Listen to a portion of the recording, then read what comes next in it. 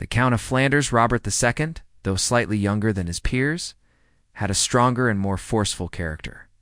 His father, Robert I, had made a pilgrimage to Jerusalem in 1086, and on his return had briefly served under Emperor Alexius.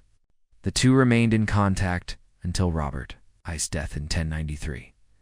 This connection with Byzantium made it natural for Robert II to take up the cause against the Muslims and participate in the Crusade, though his army was slightly smaller than those of Raymond or Godfrey. It was well-trained and of high quality. He was joined by soldiers from Brabant under Baldwin of Alost, the Count of Ghent.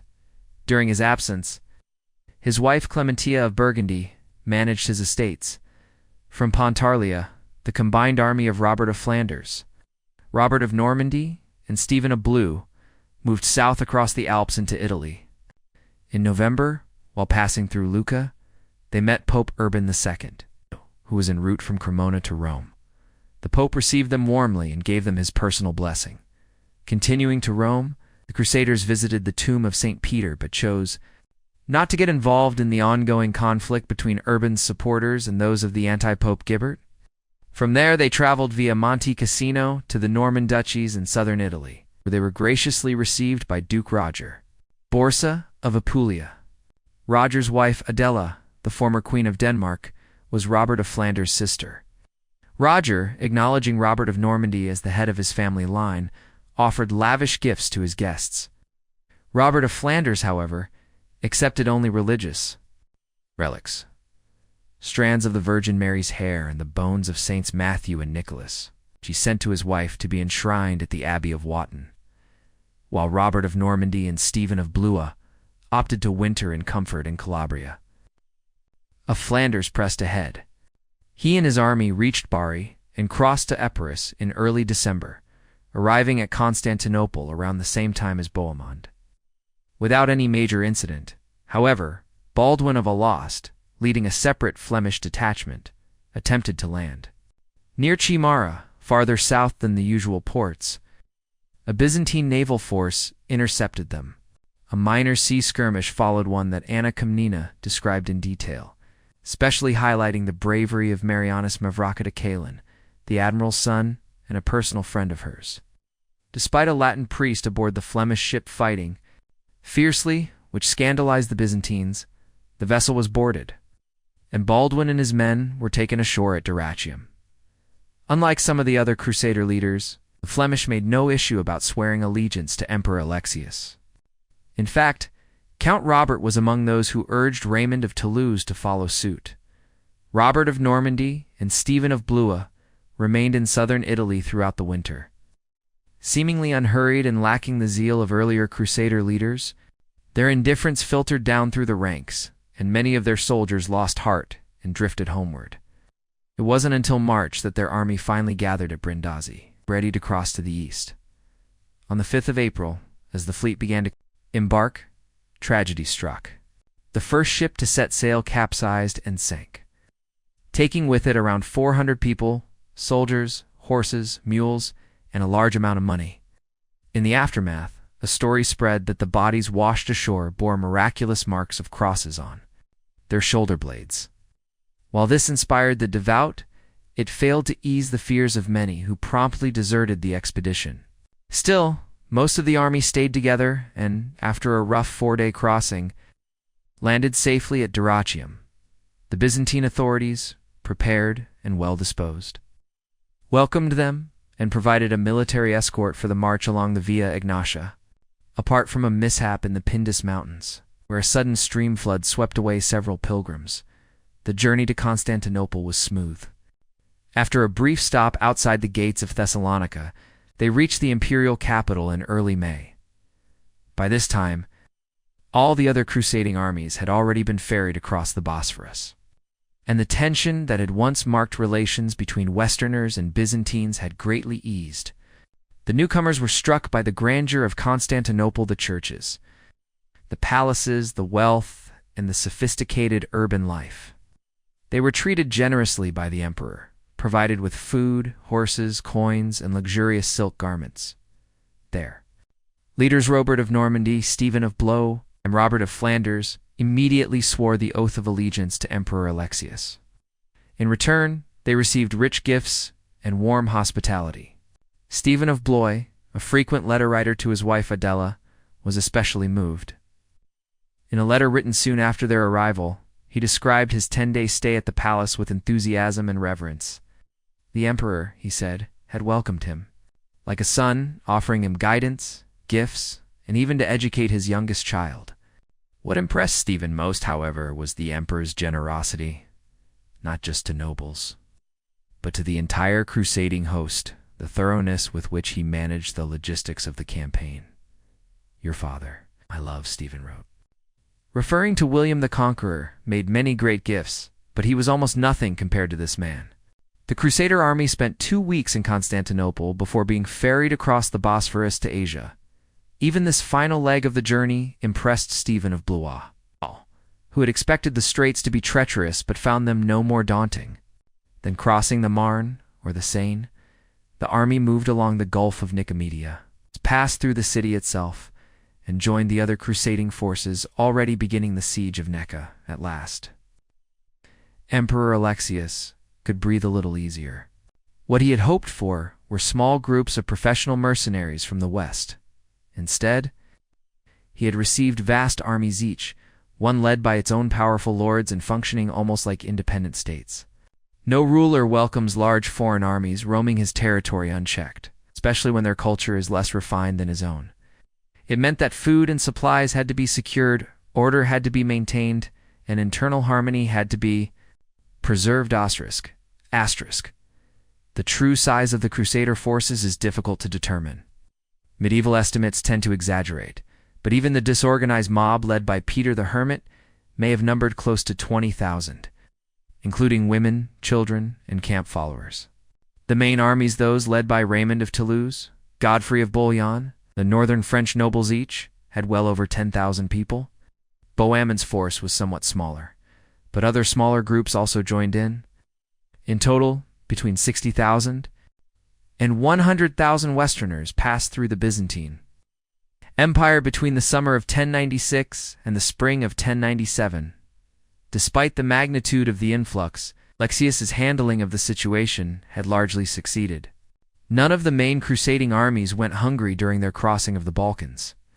The only serious foraging incidents occurred under unusual conditions: Walter Sands of War at Belgrade, Peter the Hermit at Bala Palanka, and Bohemond at Kastoria, whose army had taken a difficult winter route. Minor looting and a few attacks on towns couldn't be completely prevented, mainly due to the limited number of troops Alexius could spare for security, but his use of Pecheneg escorts, though frustrating for the Crusaders because of their rigid discipline, proved an effective policing tactic. His specially appointed envoys also handled negotiations with the Western leaders with diplomatic skill.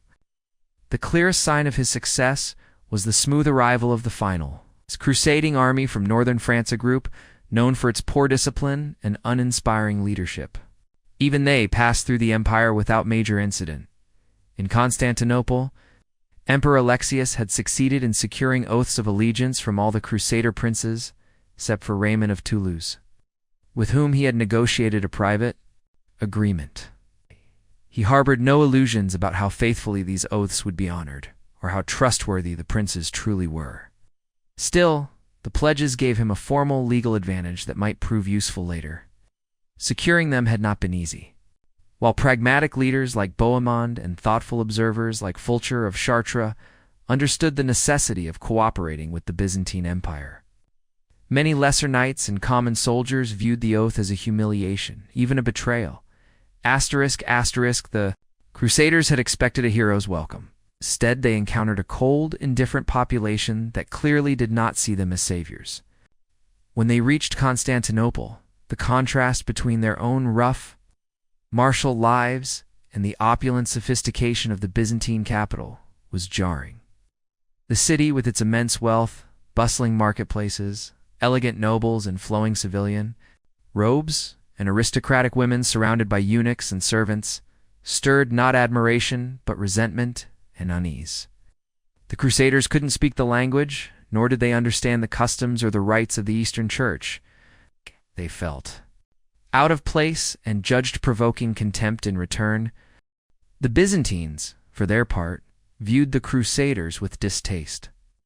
To the citizens of Constantinople, these foreign warriors camped in large, unruly groups outside the city were nothing more than dangerous, uncouth intruders. Even those more sympathetic to the West, such as Theophylact, the Archbishop of Bulgaria, described the trouble the Crusaders brought as they passed through his diocese. In a letter from Achrida, situated on the Via Egnatia, he acknowledged the disruption, but said that he and his people were learning to endure it with patience. These early encounters between East and West did not bode well for long-term unity. Suspicion and misunderstanding ran deep. Yet, despite the cultural clash, Alexius likely felt a degree of satisfaction. The immediate danger to Constantinople was over. The crusading armies had moved on, heading toward Asia to fight the Turks. He genuinely intended to support the crusade, but only insofar as it aligned with the interests of the Byzantine Empire. His loyalty lay first with his own subjects. Like most Byzantines, he believed the survival of Christendom depended on the strength and stability of the empire itself. In that, it was right, no matter how much Emperor Alexius and the Crusader princes might have argued over future claims or how spoils would be divided. There was no disagreement about the initial objective of the campaign, reclaiming Asia Minor. If the crusade was ever to reach Jerusalem, the land route through Asia Minor had to be cleared of Turkish control. This aim perfectly aligned with Byzantine strategy, and for now, with the Byzantine army accompanying them, the Crusaders were willing to follow the advice of its seasoned generals. Their first target was the Seljuk capital Nicaea, situated on the shore of Lake Ascania and not far from the Sea of Marmara. Nicaea was a key fortress. The main Byzantine military road ran through the city, though a secondary route lay slightly to the east. Leaving Nicaea in enemy hands would threaten all communication and supply lines. Moving deeper into Asia Minor, Alexius, aware that summer was advancing, pushed for an immediate campaign.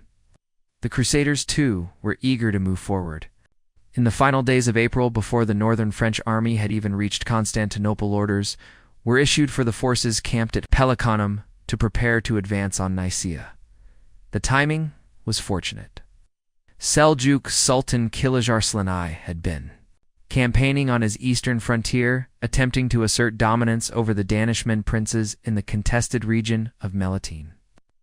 That area's Armenian ruler Gabriel was actively sowing discord among neighboring rulers. Kilij Arslan, having previously crushed Peter the Hermit's undisciplined mob, underestimated the seriousness of this new crusading threat. Confident the Westerners posed no real danger, and perhaps reassured by overly optimistic reports from his spies in Constantinople, who emphasized the tension between the emperor and the Crusader leaders, he left his wife, children, and treasure in Nicaea.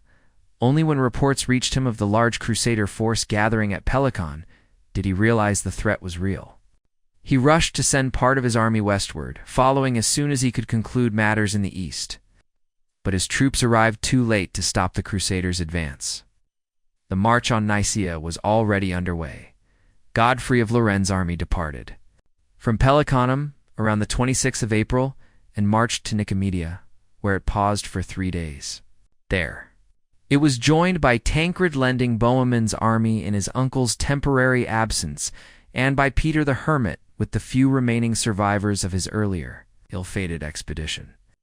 Bohemond himself stayed behind in Constantinople a little longer to finalize arrangements with Emperor Alexius for the continued supply of provisions to the Crusader forces.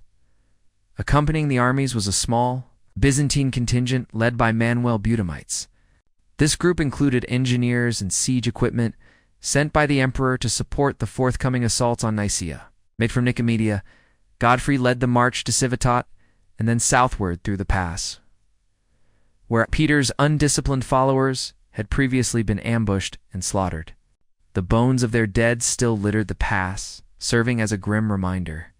Heeding both the memory of that tragedy and imperial advice, Godfrey proceeded with caution.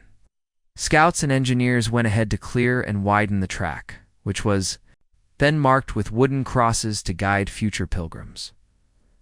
On the 6th of May, Godfrey reached the walls of Nicaea.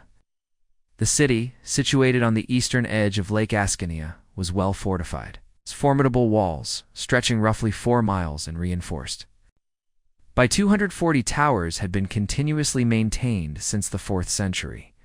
The west walls rose directly out of the lake, and the city's irregular pentagonal shape made it even harder to besiege. Godfrey encamped before the northern wall, while Tancred took position along the eastern side. The southern wall was left for Raymond's army, which had not yet arrived. Inside the city, the Turkish garrison was substantial, but urgently in need of reinforcements. Messages were sent to Sultan Kilij Arslan, pleading for immediate support. One of these messengers was intercepted by the Crusaders, revealing the city's vulnerability. However, the Sultan's forces were still too far away to intervene. On 16 May, Raymond of Toulouse reached the city and deployed his army before the southern wall, completing the encirclement. Bohemond had rejoined his forces a few days earlier, and thanks to his prior coordination with Alexius, ensured that provisions now arrived regularly by both land and sea. This new supply chain alleviated the food shortages that had weakened the besiegers earlier. When Robert of Normandy and Stephen of Blois arrived on the 3rd of June with their troops, the full strength of the Crusader host was finally assembled. Although there was no single overall commander, the armies operated cooperatively, decisions made jointly by the leading princes in council. At this point, their unity held strong, and no serious disputes had emerged among them.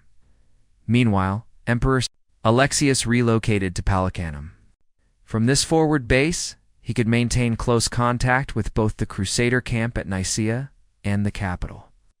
Keeping a watchful eye on the campaign's progress and ensuring steady communication and supply, the first Turkish relief force arrived at Nicaea shortly after Raymond's army, only to find the city entirely surrounded by Crusader forces. After a brief but ineffective skirmish with Raymond's troops, the Turks withdrew to wait for the main army under Sultan Kilij Arslan, which was still approaching from the south. Meanwhile, following Emperor Alexius's instructions, the Byzantine commander Bohemites attempted to open communication with the garrison. When the defenders saw their relief retreating, their leaders invited Bohemites under a guarantee of safe conduct into the city to discuss terms of surrender. He entered Nicaea, but negotiations were abruptly broken off when news arrived that the Sultan and his full army were nearby. Around the 21st of May, Kilij Arslan and his forces launched a direct attack on the Crusader lines in a desperate attempt to break the siege. Raymond's contingent bore the brunt of the fighting, with Bishop Adhemar commanding the right flank. Godfrey and Bohemond, unable to leave their own sections of the walls unguarded, stayed at their posts. However, Robert of Flanders rushed to Raymond's aid, reinforcing the southern lines. The battle raged fiercely throughout the day, but the Turks failed to breach the Crusader positions. By nightfall, the Sultan, realizing that his forces were outmatched in open combat by the heavily armed and disciplined Western Knights, chose to retreat into the mountains and abandon the city to its fate. Asterisk, though the Crusaders had won, the cost was high. Many were wounded or killed, including Baldwin, Count of Ghent. Still, the victory filled the Crusaders with renewed confidence. Their morale soared when they discovered that the Turkish dead carried ropes meant for binding the prisoners they had hoped to capture. To intimidate the defenders, the Crusaders displayed the severed heads of Turkish soldiers on pikes or hurled them over the walls. With the threat from outside lifted, the Crusaders turned their full attention back to the siege. However, Nicaea's defenses proved extremely difficult to breach. Raymond and Adhemar tried to collapse a tower on the southern wall by digging a mine beneath it and setting a massive fire. But the damage was minimal and quickly repaired overnight. By the defenders, even more frustrating was the discovery that the blockade was incomplete. Supplies continued to reach the city via Lake Ascania, which bordered Nicaea's western side. Unable to stop this flow of provisions, the Crusaders appealed to Emperor Alexius for assistance. It's likely that Alexius had already been aware of this supply line, but allowed the Western leaders to come to that. realization themselves, thus reinforcing their dependence on his support. Responding to their request, he dispatched a small flotilla under Buhemites to cut off the lake route and tighten the siege. When Sultan Kilij, Arslan withdrew from Nicaea. He left the garrison to act on its own judgment, admitting he could offer no further help. Once the defenders saw Byzantine ships arrive on the lake, cutting off their last supply route and realized the emperor was fully backing the Crusaders, they began to consider surrender. This outcome was exactly what Emperor Alexius had hoped. For he had no desire to inherit a city ruined by siege and sack, especially since most of its population were Christians. Only the military elite and a small Turkish court resided there. Buhemites reopened negotiations, and terms were discussed. The Turks hesitated, still hoping for the Sultan's return. However, when word spread that the Crusaders were preparing for a full-scale assault, the garrison finally capitulated. The assault was scheduled for the 19th of June, but at dawn, the Crusaders saw the imperial standard flying over the city's towers. During the night, the Turks had surrendered. Byzantine troops, mainly Pechenegs, had entered through the lakeside gates. While it's likely that the Crusader leaders had been informed of the negotiations, they were excluded from the final arrangements. Still, they didn't object.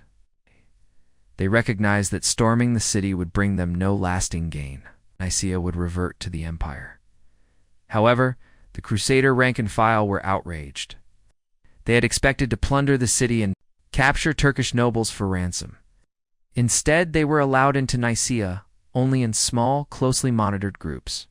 The Turkish elite, along with their treasures, were quietly escorted either to Constantinople or to Alexius at Pelicanum. The sense of being denied their due reward intensified resentment toward the emperor. Alexius attempted to soothe tensions. With generosity, he ordered food to be distributed to every Crusader soldier and invited the princes to Pelicanum, where they received gold and jewels from the Sultan's treasury. Stephen of Blois, traveling with Raymond of Toulouse, was stunned by the sheer quantity of gold he received and did not share the outrage of some of his peers. He even defended Alexius's decision not to visit Nicaea in person.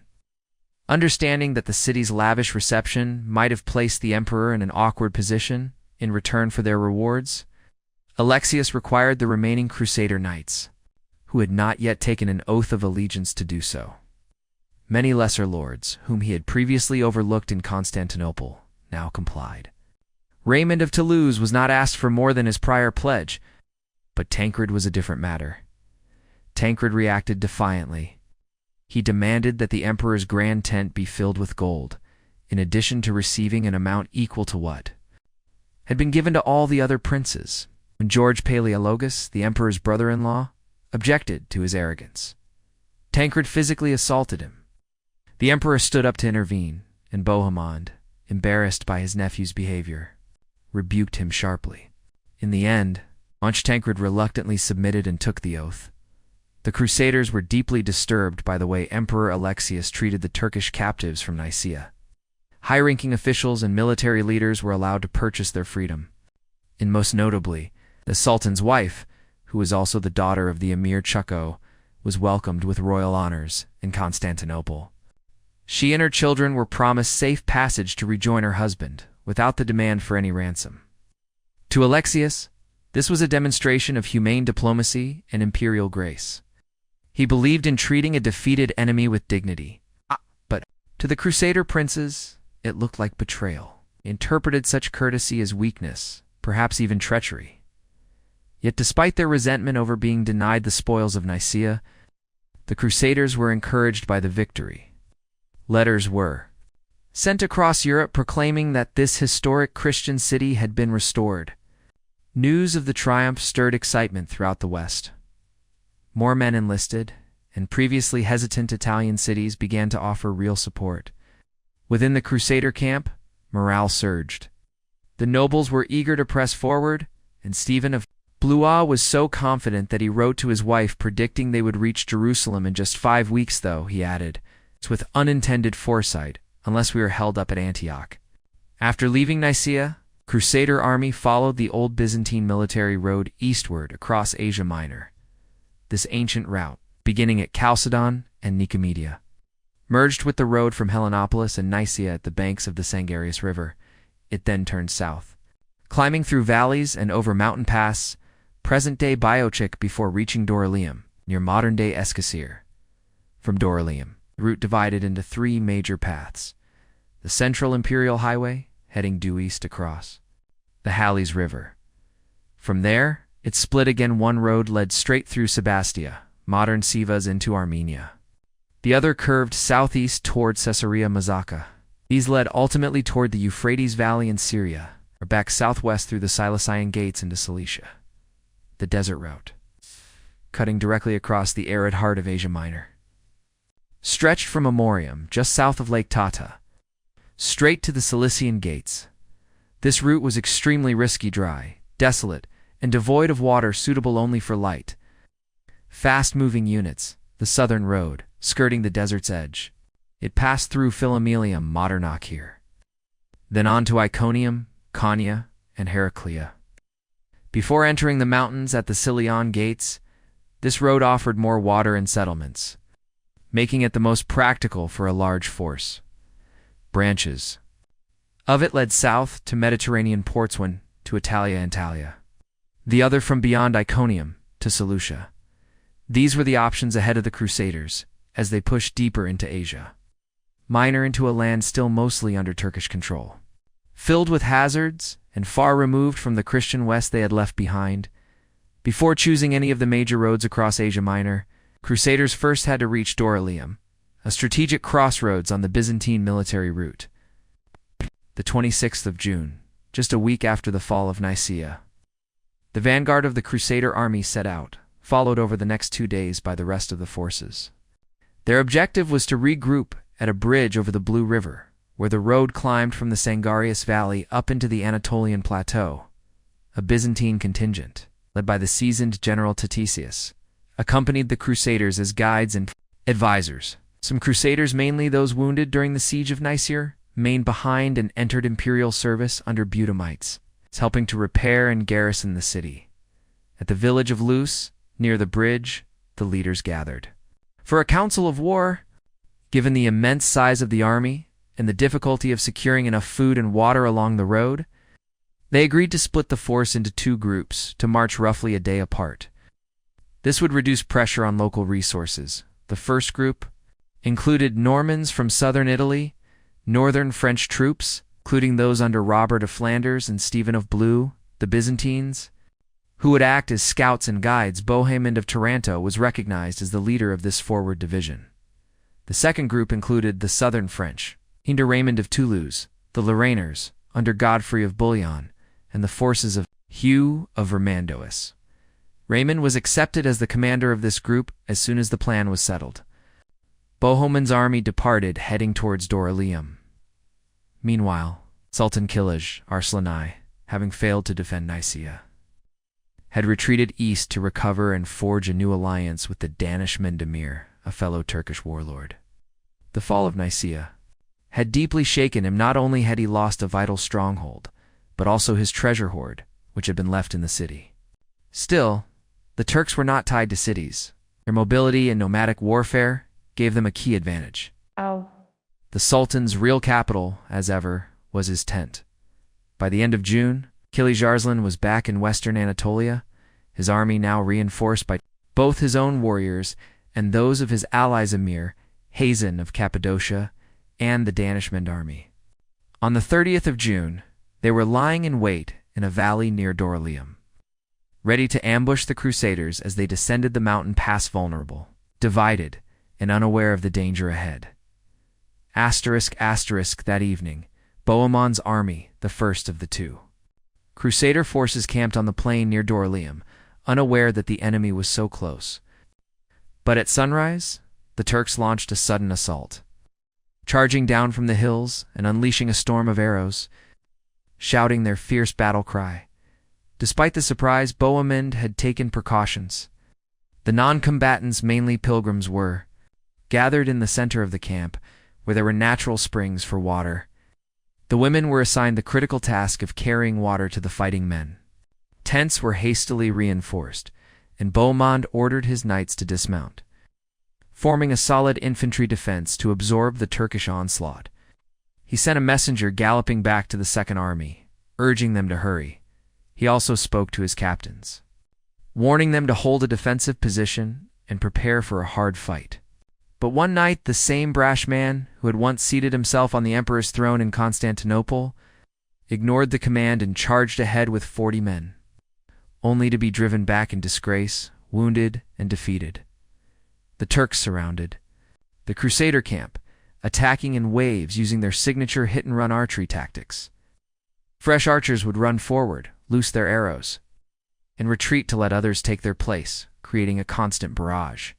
As the sun rose higher and the heat increased, morale inside the Crusader camp faltered. Surrounded with no way to flee and no thought of surrender, they resolved to die as martyrs if necessary. But just as desperation peaked, around midday, help arrived. The Second Crusader Army, with Godfrey of Bouillon and Hugh of Vermondo as leading the front, and Raymond of Toulouse and his men close behind. The Turks had mistakenly believed they had trapped the entire crusading force. Their miscalculation shattered their advantage. The two Crusader armies linked up. Encouraged and renewed in strength, they formed a battle line. Left flank, Bohemond, Robert of Normandy and Stephen of Blois center, Raymond of Toulouse and Robert of Flanders. Right flank, Godfrey of Bouillon and Hugh of Vermondo, is together. Counterattacked, spurred on by visions of victory and plunder. The Turks, likely low on arrows and shocked by the turn of events, began to lose ground. Then, from the hills behind them, came the final blow. Bishop Adhemar of Le Puy, spiritual leader of the Crusade, appeared with a southern French detachment. He had secretly led over the mountains to outflank the Turks, caught off guard and attacked from behind. The Turkish forces panicked, broke ranks, and fled eastward, abandoning their well-stocked camp in their haste. The Sultan's own tent, along with the tents of his emirs and their treasure, fell into Crusader hands. This victory at Dorylaeum, won through endurance, timing, and surprise, marked a turning point in the First Crusade. The Crusaders had overcome a major ambush and gained immense prestige, proving to themselves and to the world that they could defeat the Turks on their own ground. The victory at Dorylaeum was a major triumph for the Crusaders, but it came at a cost. Many knights were killed, including Tancred's brother William, Humphrey of Monte Scabioso, and Robert of Paris. The battle had also delivered a sobering lesson. The Turks were not to be underestimated. Their mobility, discipline, and tactics had tested the Crusaders to their limits. As a result, the Franks developed a reluctant admiration for their enemy. Ironically, this respect for the Turks stood in contrast to their disdain for the Byzantines, whom they continued to see as soft, decadent, and untrustworthy. While the Byzantines had contributed to the campaign, their efforts were largely unacknowledged. For example, the anonymous Norman author of the Gesta Francorum dismissed the Byzantines entirely, while praising the Turks as potentially the finest of races, if only they were Christians. He even repeated a legend popular among Westerners at the time that both Franks and Turks were descended from the Trojans, reinforcing an imagined kinship rooted more in shared hostility to the Greeks than in any historical or ethnic truth. Regardless, Turks' defeat at Dorylaeum had strategic consequences. With his capital Nicaea already lost, and now his army scattered and treasure seized, Sultan Kilij Arslan saw little point in further resistance. As he retreated, he encountered Syrian Turks who had arrived too late to join the battle. To them, he admitted that the Crusaders were too numerous and strong to challenge directly. Rather than risk further confrontation, he ordered a scorched-earth retreat, abandoning or plundering cities, and devastating the countryside to deny the Crusaders food and shelter on their march east. The Crusaders rested for 2 days at Dorylaeum, tending to their wounded and recovering from the intense fighting. Then came the question of which road to take across Asia Minor. The most direct route, the military highway due east, was too dangerous, passing through territory still held by the Danish Mends and hostile emirs.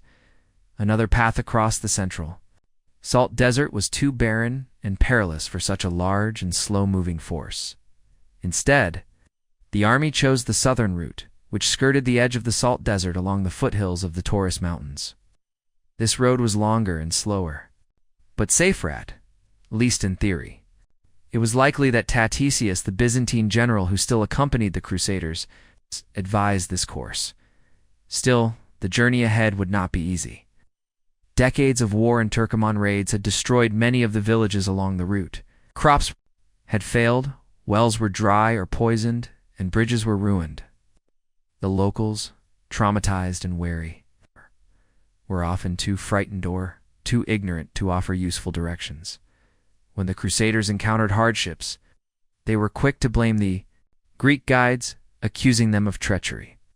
On the other hand, the Byzantines grew bitter at the Franks' arrogance, indiscipline, and their failure to appreciate the support the empire was providing. In this toxic atmosphere, Tatesius's position became more and more difficult.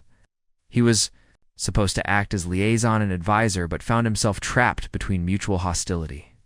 With no one fully trusting him, the road to Jerusalem was still long, and already the fragile alliance between East and West was beginning to show cracks. On the 3rd of July, the entire crusading army resumed its march as a single united force. The disaster, narrowly avoided at Dorylaeum, made clear the danger of dividing the troops again. Heading southeast across the Anatolian plateau, the Crusaders could not stick to the old imperial road, which was now unreliable and ravaged. Instead, they turned off after Polybotis, aiming for Pisidian Antioch, one of the few places that had likely escaped Turkish destruction and where they could still find food. From Pisidian Antioch, they crossed the barren ridges of the Sultan Dock Mountains and rejoined the main road at Philomelium. The country beyond was harsh and lifeless. The searing summer heat made every step a burden. There was no water except the briny marshes of the central Anatolian desert, and no shelter or shade, only thorny scrub, which starving men tried to chew for moisture. Along the route, the ruins of old Byzantine cisterns taunted them, remnants of a once well-maintained empire, now deliberately wrecked by the Turks. The horses were the first to suffer. Many knights had to walk, and others resorted to riding oxen, or even hitching dogs, sheep and goats to drag their baggage. Yet the army's spirit endured. As Fulcher of Chartres noted, the shared struggle brought together warriors from many lands and languages, unified not just by purpose, but by what he saw as divine inspiration. In mid-August, they finally reached Iconium, modern-day Konya.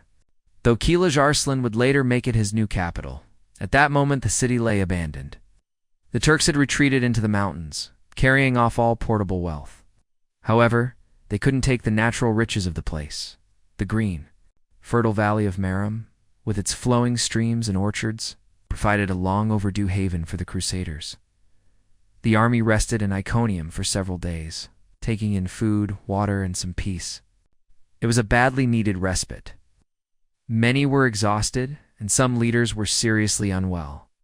Godfrey of Bouillon had recently been injured by a bear during a hunt. Raymond of Toulouse had fallen gravely ill, believed by many to be on his deathbed. He even received last rites from the Bishop of Orange. But the rest and healing air of Iconium revived him, and he was able to continue the march before leaving. The Crusaders listened to the advice of local Armenians, who told them to carry enough water for the next leg of the journey across another arid stretch till they reached the fertile valley of Heraclea. With renewed strength, the army moved forward, ever closer to its holy goal, but not yet beyond danger. At Heraclea, Crusaders encountered a Turkish force led by Emir Hazen and the Danish Mendemir. These leaders, worried about defending their lands in Cappadocia, may have hoped that by confronting the Crusaders here, they could pressure them into taking the more dangerous southern route across the Taurus Mountains toward the Mediterranean coast. But instead of hesitating, the Crusaders, led by Bohemond, launched an immediate assault. Bohemond even sought out the Danish Mendemir personally in the heat of the battle. The Turks had no appetite for a pitched engagement. They quickly retreated north, leaving the surrounding towns open to the Crusaders. That night a comet blazed. Across the sky, a sign many saw as a heavenly endorsement of their victory. With Heraclea secured, the leaders had to choose their next move.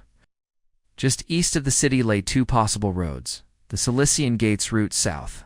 This road crossed the formidable Taurus Mountains through the Cilician Gates, a narrow, treacherous mountain pass. Beyond lay the hot, disease-prone lowlands of Cilicia, still in Turkish hands. Even if the Crusaders managed to push through, they would still have to face another difficult crossing the Syrian Gates in order to reach Antioch. Strategically, this route was shorter, but it was considered extremely dangerous, especially for a large and slow-moving army. The Caesarea Marish route, east and north, this option took them eastward to Caesarea Mazaha.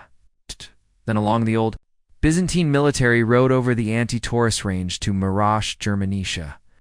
And finally, down through the Amanus Gates, a far more accessible route into the Antioch plain. The terrain here was less threatening, and crucially, the region was dominated by Armenian Christian lords, many of whom still regarded the Byzantine Emperor as their overlord and were thus likely to welcome the Crusaders. The Byzantine general Tatesius and his advisors almost certainly recommended this safer northern route. However, not all the Crusader leaders agreed. Tancred, ever suspicious of Byzantine motives and reluctant to follow imperial guidance, argued for the southern road.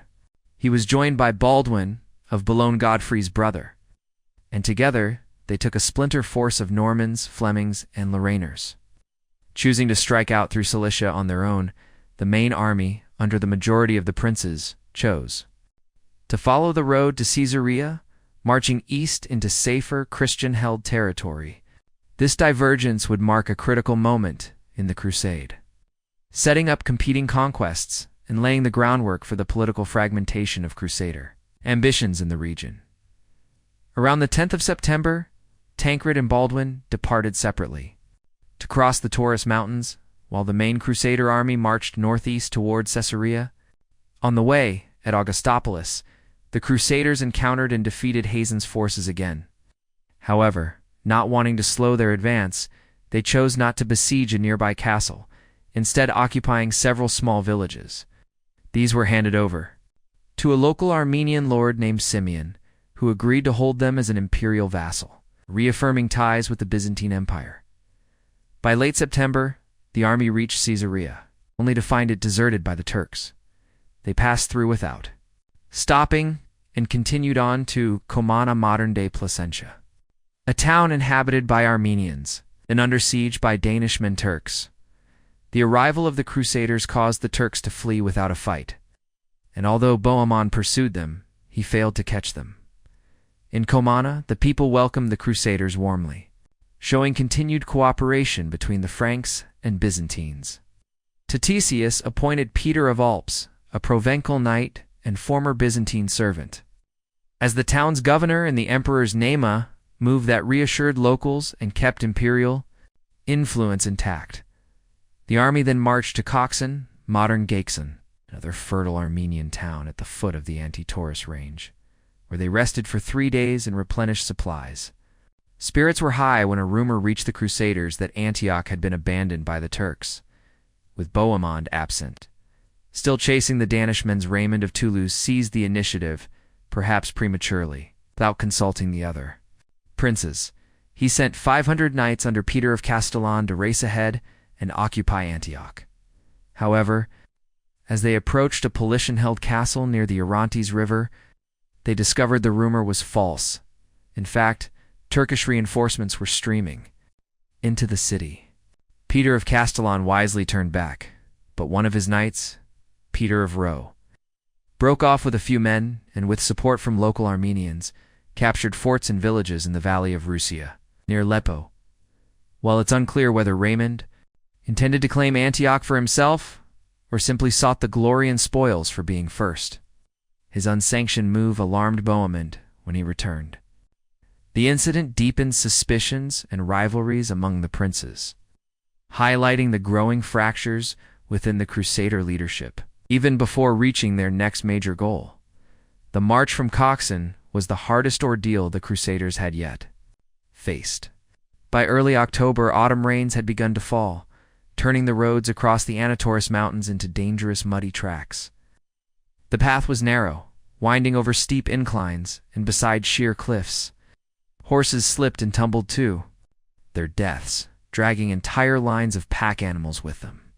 It was too treacherous to ride, so even the knights had to walk, weighed down by their armor. Exhausted, many tried to sell or abandon their weapons, too weary to carry them. More lives were lost in the mountains than in any battle with the Turks.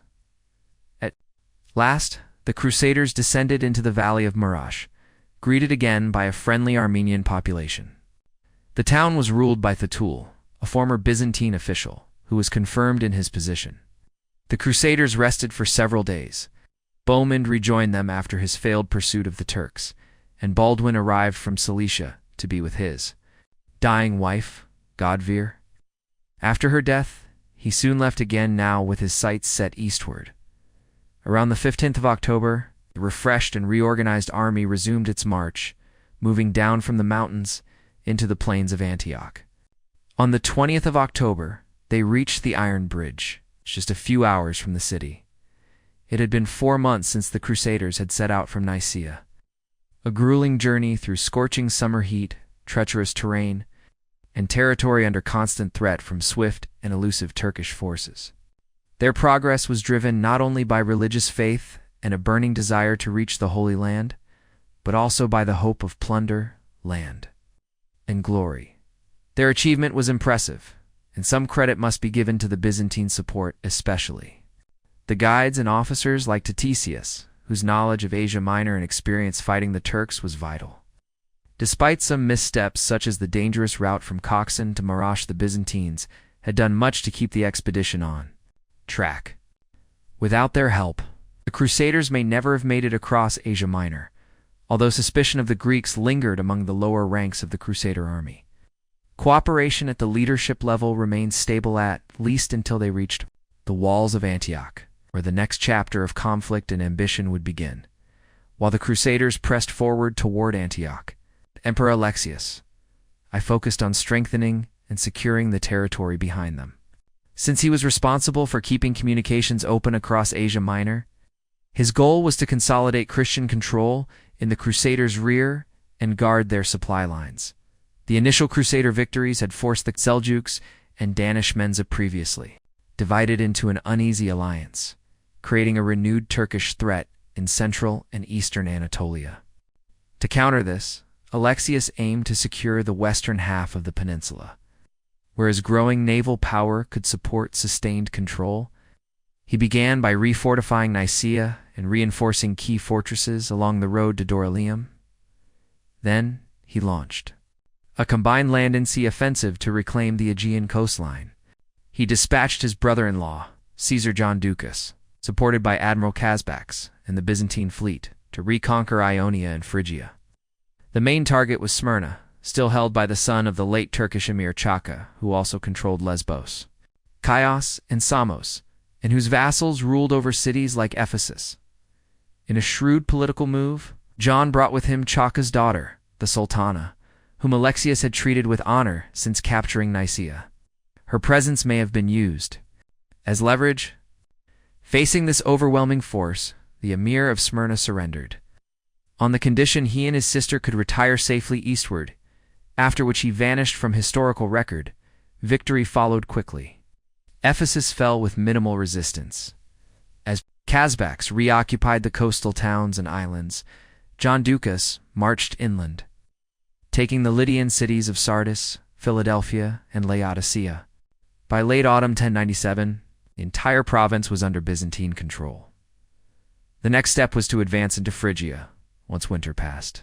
Alexius's strategy likely aimed to reopen the old road running from Polybatis and Philomelium down to Italia, from there along the coast toward the east. Sea power would protect this route, and it would connect with the Armenian lords holding the Taurus Mountains. This would establish a secure supply corridor to support the Crusaders in Syria and ensure that the broader Christian campaign against the Turks could continue effectively.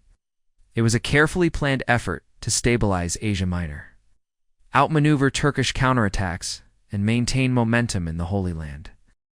The Armenian migration to the southwest, which began when the Seljuk invasions made the Araxes Valley and the area around Lake Van unsafe, continued throughout the late 11th century.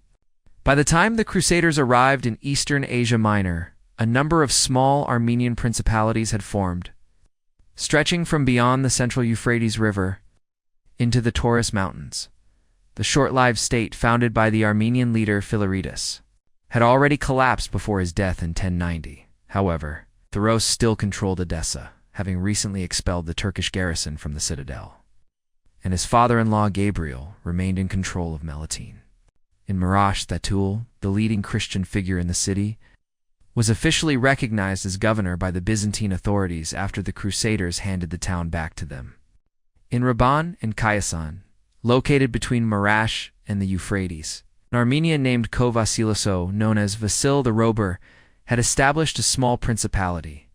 Theros, Duros, Gabriel, and likely Thatul had all once served under Philaretus and had begun their public lives in the Byzantine civil administration.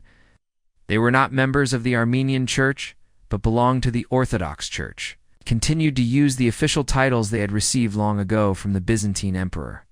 Whenever possible, they sought to renew ties with the imperial court in Constantinople, reaffirming their loyalty. In fact, Theros had been granted the prestigious title of Curopalates by Emperor Alexius. This imperial affiliation gave their rule a certain legitimacy. However, their power rested more firmly on their willingness to acknowledge the overlordship of nearby Turkish leaders. Theros skillfully played these rival Turkish chieftains against each other, while Gabriel even sent his wife on a diplomatic mission to Baghdad in hopes of gaining recognition from the highest Muslim authorities. Despite their efforts, these Armenian rulers remained in a fragile position. Apart from Kovasil, they were religiously isolated from most of their fellow Armenians and were disliked by the Syrian Christians, who still lived in significant numbers in their domains. Moreover, they were mistrusted by the Turks, and it was only Turkish disunity that allowed them to hold on to power. The Armenians living in the Taurus Mountains faced less immediate danger because the region they inhabited was difficult to reach and easy to defend. Ashin, the son of Hetham, held control over the mountains west of the Silionian Gates. His base was the formidable castle of Lamperin, perched on a high ridge overlooking Tarsus and the Silionian plain. Though his contact with Constantinople was sporadic, he had been granted the title Stratopetrarch of Cilicia by the emperor. While Ashen likely did not belong to the Orthodox Church, he had previously served under Emperor Alexius and had probably taken control of Lamperin with imperial approval. Seizing it from a still unconquered Byzantine garrison, Ashin frequently led raids into the Cilician plain. And in 1097, while the Turks were distracted by the advancing Crusaders, he managed to capture part of the town of Adana, east of the Cilician Gates. The mountains were under the control of Constantine, the son of Rupen. His stronghold was the castle of Partsapert, located northwest of Sis, since his father's death. Constantine had expanded his influence eastward into the anti-Taurus region and had captured the massive fortress of Vaca on the Goksu River from a remote Byzantine garrison.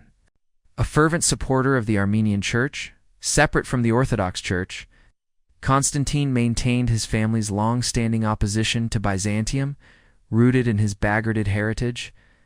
Quoted heritage, like Ashin, he hoped to take advantage of Turkish instability to establish himself in the prosperous Cilician plain, where many of the inhabitants were already Armenian. Meanwhile, Baldwin of Boulogne had developed an interest in Armenian affairs. At Nicaea, he formed a close alliance with an Armenian named Bagrat, a former official in imperial service and the brother of Kovasil. Bagrat joined Baldwin's entourage, likely seeking his support for the Armenian principalities near the Euphrates, where his family had strong ties. Later at Heraclea, when Tancred declared his plan to break away from the main Crusader army and seek his fortune in Cilicia, Baldwin realized that he could not afford to let another Western prince be the first to engage with the Armenians if he wanted to secure their loyalty for himself. It's unlikely that Baldwin and Tancred had coordinated their actions. Both were younger sons of noble families, with little hope of inheriting power in Europe, and were openly looking to establish their own territories in the East. However, Baldwin had already set his sights on founding an Armenian state, whereas Tancred was simply looking for the most advantageous opportunity. He resisted the idea of detouring to Caesarea because it had been proposed by the Byzantines, who stood to gain from it.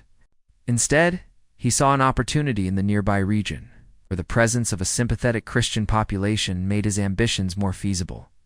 Around September 15th, Tancred departed from the Crusader camp at Heraclea with a small force of about 100 knights and 200 infantry. Shortly after, Baldwin set out as well, accompanied by his cousin Baldwin of Leibourg, along with Reynold of Toul, Peter of Stenay, 500 knights, and 2,000 infantry. Neither group brought civilians with them. Baldwin's wife, Godvir, and their children remained behind with the main Crusader army. Tancred took the most direct route toward the Cilician gates, likely following the same path that modern railways use today, passing through Eulacacla.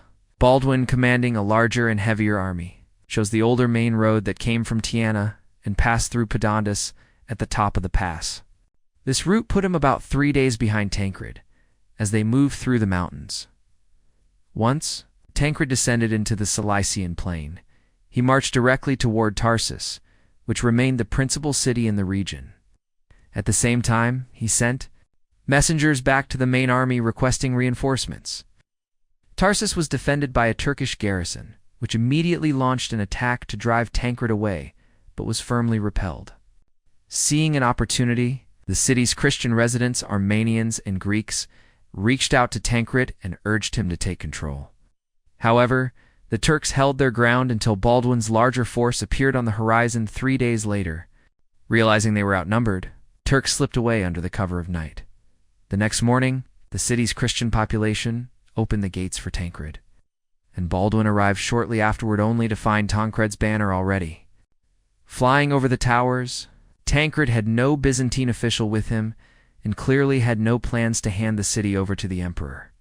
But Baldwin, who had no more regard for the treaty made in Constantinople, proved to be an even more formidable rival. He insisted that Tarsus be surrendered to him. Though outraged, Tancred was outmatched and had no choice but to comply. He withdrew his troops and marched east toward Edessa. Soon after Baldwin took control of Tarsus, a group of 300 Norman soldiers arrived, having been sent from the main army to support Tancred. They pleaded with Baldwin for entry into the city, but he refused to let them in. While they camped outside the walls, the remnants of the Turkish garrison, now roaming the countryside, launched a surprise attack during the night. Every one of the Normans was killed. The massacre shocked the Crusader forces. Baldwin was held responsible, even by many within his own army, and his position could have been seriously compromised. However, the situation was quickly transformed by unexpected news. A Christian fleet had arrived in the Bay of Mersin, at the mouth of the Kidnus River just below the city, under the command of Ginimer of Boulogne. Ginimer was a professional pirate who had the foresight to recognize that the crusade would require naval support. In the late spring, he gathered a band of fellow pirate Staines, Frisians, and Flemingzons sailed from the Netherlands into the eastern Mediterranean, hoping to make contact with the Crusader forces. Despite his outlaw status, he remained loyal to his homeland, and so he was thrilled to encounter an army commanded by the brother of his own count. He sailed up the Kidnus River to Tarsus and pledged allegiance to Baldwin. In return, Baldwin borrowed 300 of his men to garrison the city and likely appointed Ginimer as his deputy there, while he prepared to march eastward.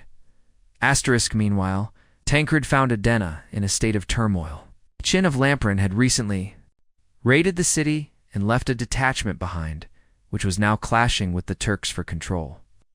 Additionally, a Burgundian knight named Welf, who had probably started out with Baldwin's army, but then struck out on his own in search of opportunity, had seized the citadel.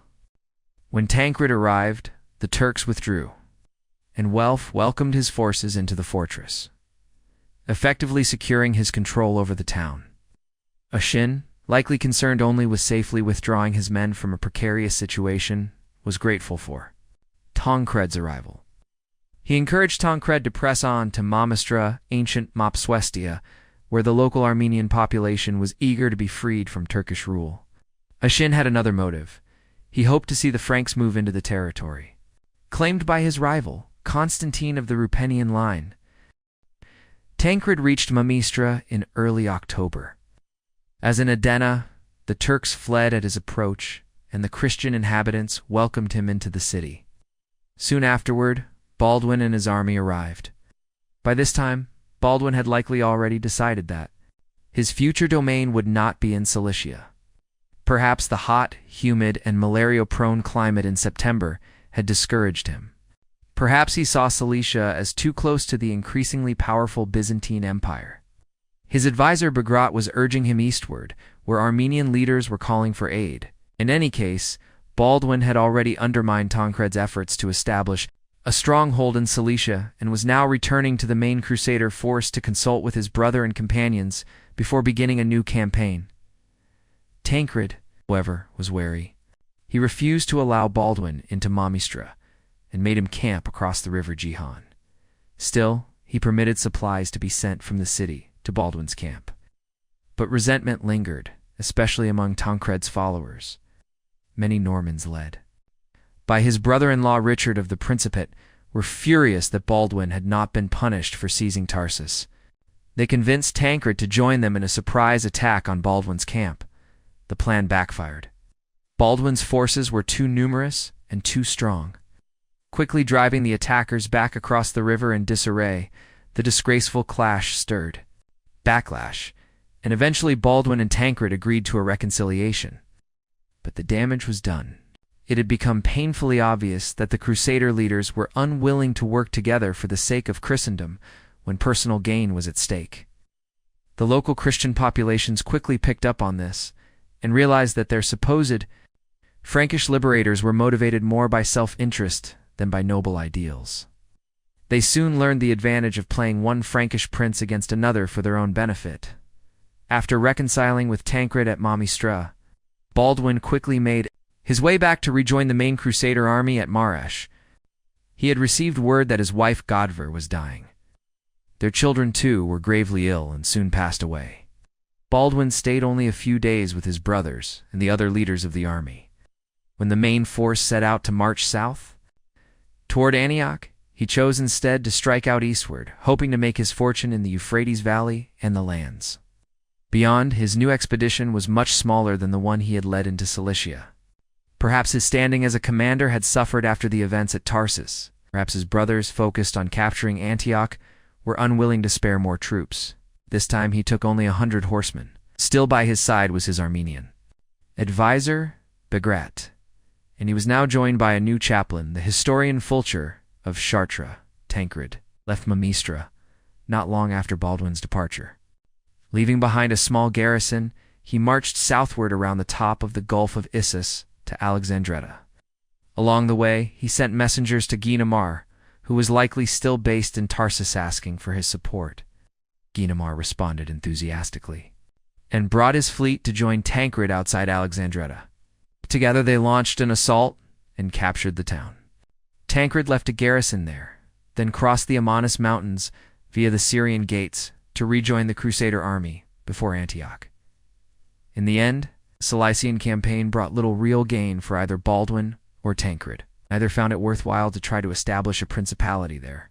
The small Frankish garrisons left behind Emirs in Tarsus, Welfs in Edessa, and Tancreds in Mamistra were far too weak to resist any serious counterattack. However, the campaign had some strategic value. By dispersing the Turkish forces in Cilicia, it prevented the region from being used as a base for a flank attack against the Crusaders as they laid siege to Antioch. The capture of Alexandretta also gave the Crusaders a valuable port, allowing supplies to flow more easily to their armies. Still, the greatest beneficiaries of the entire campaign were the Armenian princes of the highlands.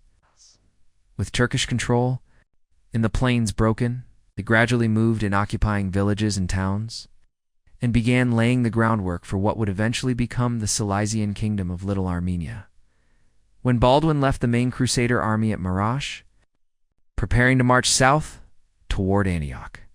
At first, he followed a route that ran parallel to the main armies. A few miles to the east, in order to protect its left flank, It's likely that he secured permission to separate again from the main force by offering to carry out this task. In fact, his entire expedition could be justified as a defensive measure for the Crusade, since the most accessible route by which reinforcements from Khorasan could reach the Turks at Antioch passed through the very region he intended to enter. Additionally, the area's fertile land could help supply the Crusaders with much-needed provisions. At Antioch, Baldwin veered sharply eastward. It's unclear whether he had a specific plan beyond a general ambition to establish a principality on the Euphrates, something that could serve both his personal ambitions and the broader goals of the Crusade. The timing was in his favor. He didn't need to wrest the land from Muslim control, as it was already held by friendly Armenian rulers. He was in contact with these Armenian lords. Through Bagrat, he likely established ties with Bagrat's brother, Vasil, who ruled directly east of Marash. Gabriel of Melitene, who was constantly threatened by the Danishman Turks, was probably seeking Frankish assistance.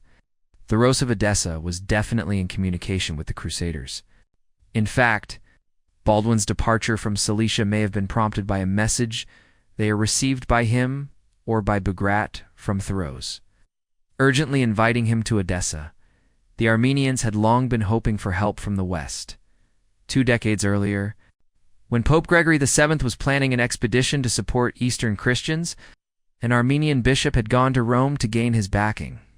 Even those Armenian leaders who held Byzantine titles generally viewed Western support more favorably than any increased dependence on the Byzantine Empire, which they deeply resented. The arrival of a Frankish army fighting successfully for the Christian cause just beyond their borders gave them the opportunity they had long awaited to break free from both Turkish and Byzantine control. They welcomed Baldwin and his men enthusiastically, seeing them as liberators. Today we've learned to be cautious about the word liberation. The Armenians learned that lesson much earlier. As Baldwin advanced toward the Euphrates, the Armenian population rose to greet him. The remaining Turkish garrisons either fled or were killed by local Christians. The only notable Turkish leader in the region, Emir Baldak of Samosatu, controlled the road between Edessa and Melitene, tried to resist but couldn't mount any real counterattack. 2 local Armenian nobles, known to the Crusaders as Fur and Nicusus, joined Baldwin, with their small forces asterisk by the early winter of 1097.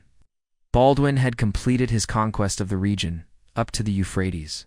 He captured the 2 major fortresses of Ravendell and Turbasol known to the Latins as the adapted forms of Rwandan and Tel Basher. Ravandal, which secured his communications with Antioch, was placed under the command of his Armenian advisor. Bagrat, Turbasol, located near the crucial Euphrates crossing at ancient Carchemish, was given to Fur. While Baldwin was still at Turbasol, likely around the beginning of the new year, delegation arrived from Edessa.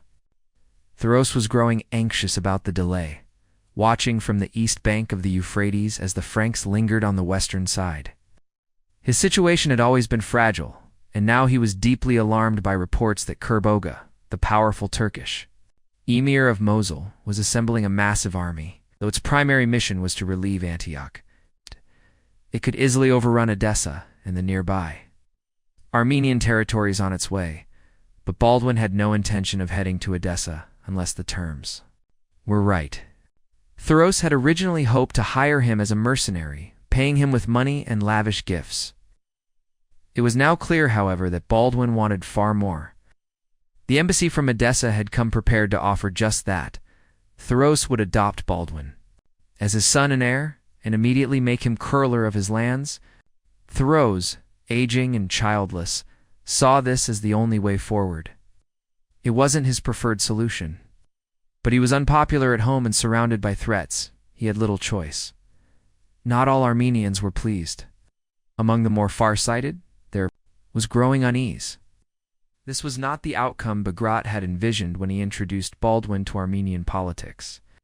In fact, Bagrat himself was the first to show signs of dissatisfaction. While the Franks were still at Turbasol, for likely seeking to replace Bagrat as Baldwin's most trusted Armenian advisor, accused him of conspiring with the Turks. It's more likely that Bagrat was merely consulting with his brother, Vasil, about the looming threat to Armenian independence. Perhaps he also hoped to establish himself as ruler of Ravandel. Baldwin, however, was taking no chances. He immediately dispatched troops to Ravandel to arrest Bagrat. Brought before Baldwin, Bagrat was tortured to extract a confession. In early February 1098, Baldwin left Turbisol for Edessa with only 80 knights. Turkish forces from Samosata had set up an ambush near the expected crossing point on the Euphrates, likely at Byrojik, but Baldwin evaded them by crossing at a ford further to the north. He reached Edessa on February 6th and was welcomed with great enthusiasm by both Thuros and the city's Christian population. Soon afterward, Thuros formally adopted him as his son. The ceremony followed traditional Armenian customs, though it was more suited to adopting a child than an adult. Baldwin was stripped to the waist, while Thuros donned an oversized shirt and pulled it over Baldwin's head. The two men then pressed their bare chests together. Baldwin later repeated the ritual with Tharos's wife, the princess. Once Baldwin had been established as heir and curler of Edessa, he recognized that his first priority was to eliminate the nearby Turkish emirate of Samosata, which posed a constant threat to his connection with the West. The people of Edessa enthusiastically supported this plan, as Emir Baldak was their most persistent enemy, frequently raiding their fields and livestock, and even extorting tribute. From the city itself, Baldwin set out on the campaign against Samosata between February 14th and 20th, accompanied by the Edessian militia, his Frankish knights, and Constantine of Gargar, an Armenian noble who was a vassal of Thuros. However, the expedition did not go well. The Edessian troops were inexperienced and poorly trained. The Turks surprised them in battle and killed around 1,000 of their number, forcing the army to retreat. Despite the setback, Baldwin managed to seize and fortify a nearby village called St. John, close to the emir's stronghold. He stationed most of his knights there to monitor and restrict Turkish movements. This action led to a noticeable drop in Turkish raids, and the Armenians readily gave Baldwin credit for the improvement. Not long after Baldwin returned to Edessa, a conspiracy began to form against Thuros, with the backing of Constantine of Gargar. Baldwin's exact involvement remains unclear. His supporters denied he had any part in it. But according to the Armenian chronicler Matthew, Baldwin had been informed of the plot to overthrow Thuros in his favor. The people of Edessa had little affection for Thuros, despite his efforts to keep their city independent. They resented him for being part of the Orthodox Church and for holding a title from the Byzantine Empire. He had failed to shield their crops and trade from Turkish attacks and was known for imposing heavy taxes. But before Baldwin arrived, they had no better alternative. Now, with a stronger and more capable protector in their midst, they were ready for change. The conspiracy likely required no encouragement from the Franks, but it's difficult to believe. The plotters would have acted without at least Baldwin's tacit approval. On Sunday, March 7th, the conspirators made their move. They stirred up the citizens, who attacked the homes of Thuros's officials and then stormed the prince's palace in the citadel. Thuros's soldiers abandoned him. Baldwin, though now his adopted son, did nothing to help. He merely advised Thuros to surrender. Thuros agreed, asking only that he and his wife be allowed to retire to her father's home in Melitene. Although Baldwin seemingly gave assurances for his safety, Thuros was not allowed to leave. He was imprisoned in his palace, and on Tuesday he tried to escape through a window. He was captured and killed by the angry mob, torn apart by the crowd. What happened to his wife Baldwin's adoptive mother remains unknown. On Wednesday, March 10th, people of Edessa formally invited Baldwin to take control of the government. Baldwin had finally achieved his goal of securing a principality. While Edessa wasn't located in the Holy Land, a Frankish state along the Middle Euphrates could still serve as a valuable defensive outpost for any future Crusader states in Palestine. Baldwin could justify his actions under the broader objectives of the Crusade. However, he couldn't legally justify them to all of Christendom. Edessa had once belonged to the Byzantine Emperor before the Turkish conquests, which meant it was covered by the oath Baldwin had sworn in Constantinople. Moreover, he had taken control of the city by forcing out and arguably allowing the murder of a governor who was, at least officially, still a recognized servant of the empire, but Baldwin had already shown in Cilicia that his oath meant little. To him, at Edessa, Thoros himself had been willing to hand over power without consulting his distant overlord. Still, the incident did not go unnoticed by Emperor Alexius, who quietly reserved his rights over the territory for a time when he might be able to reclaim them.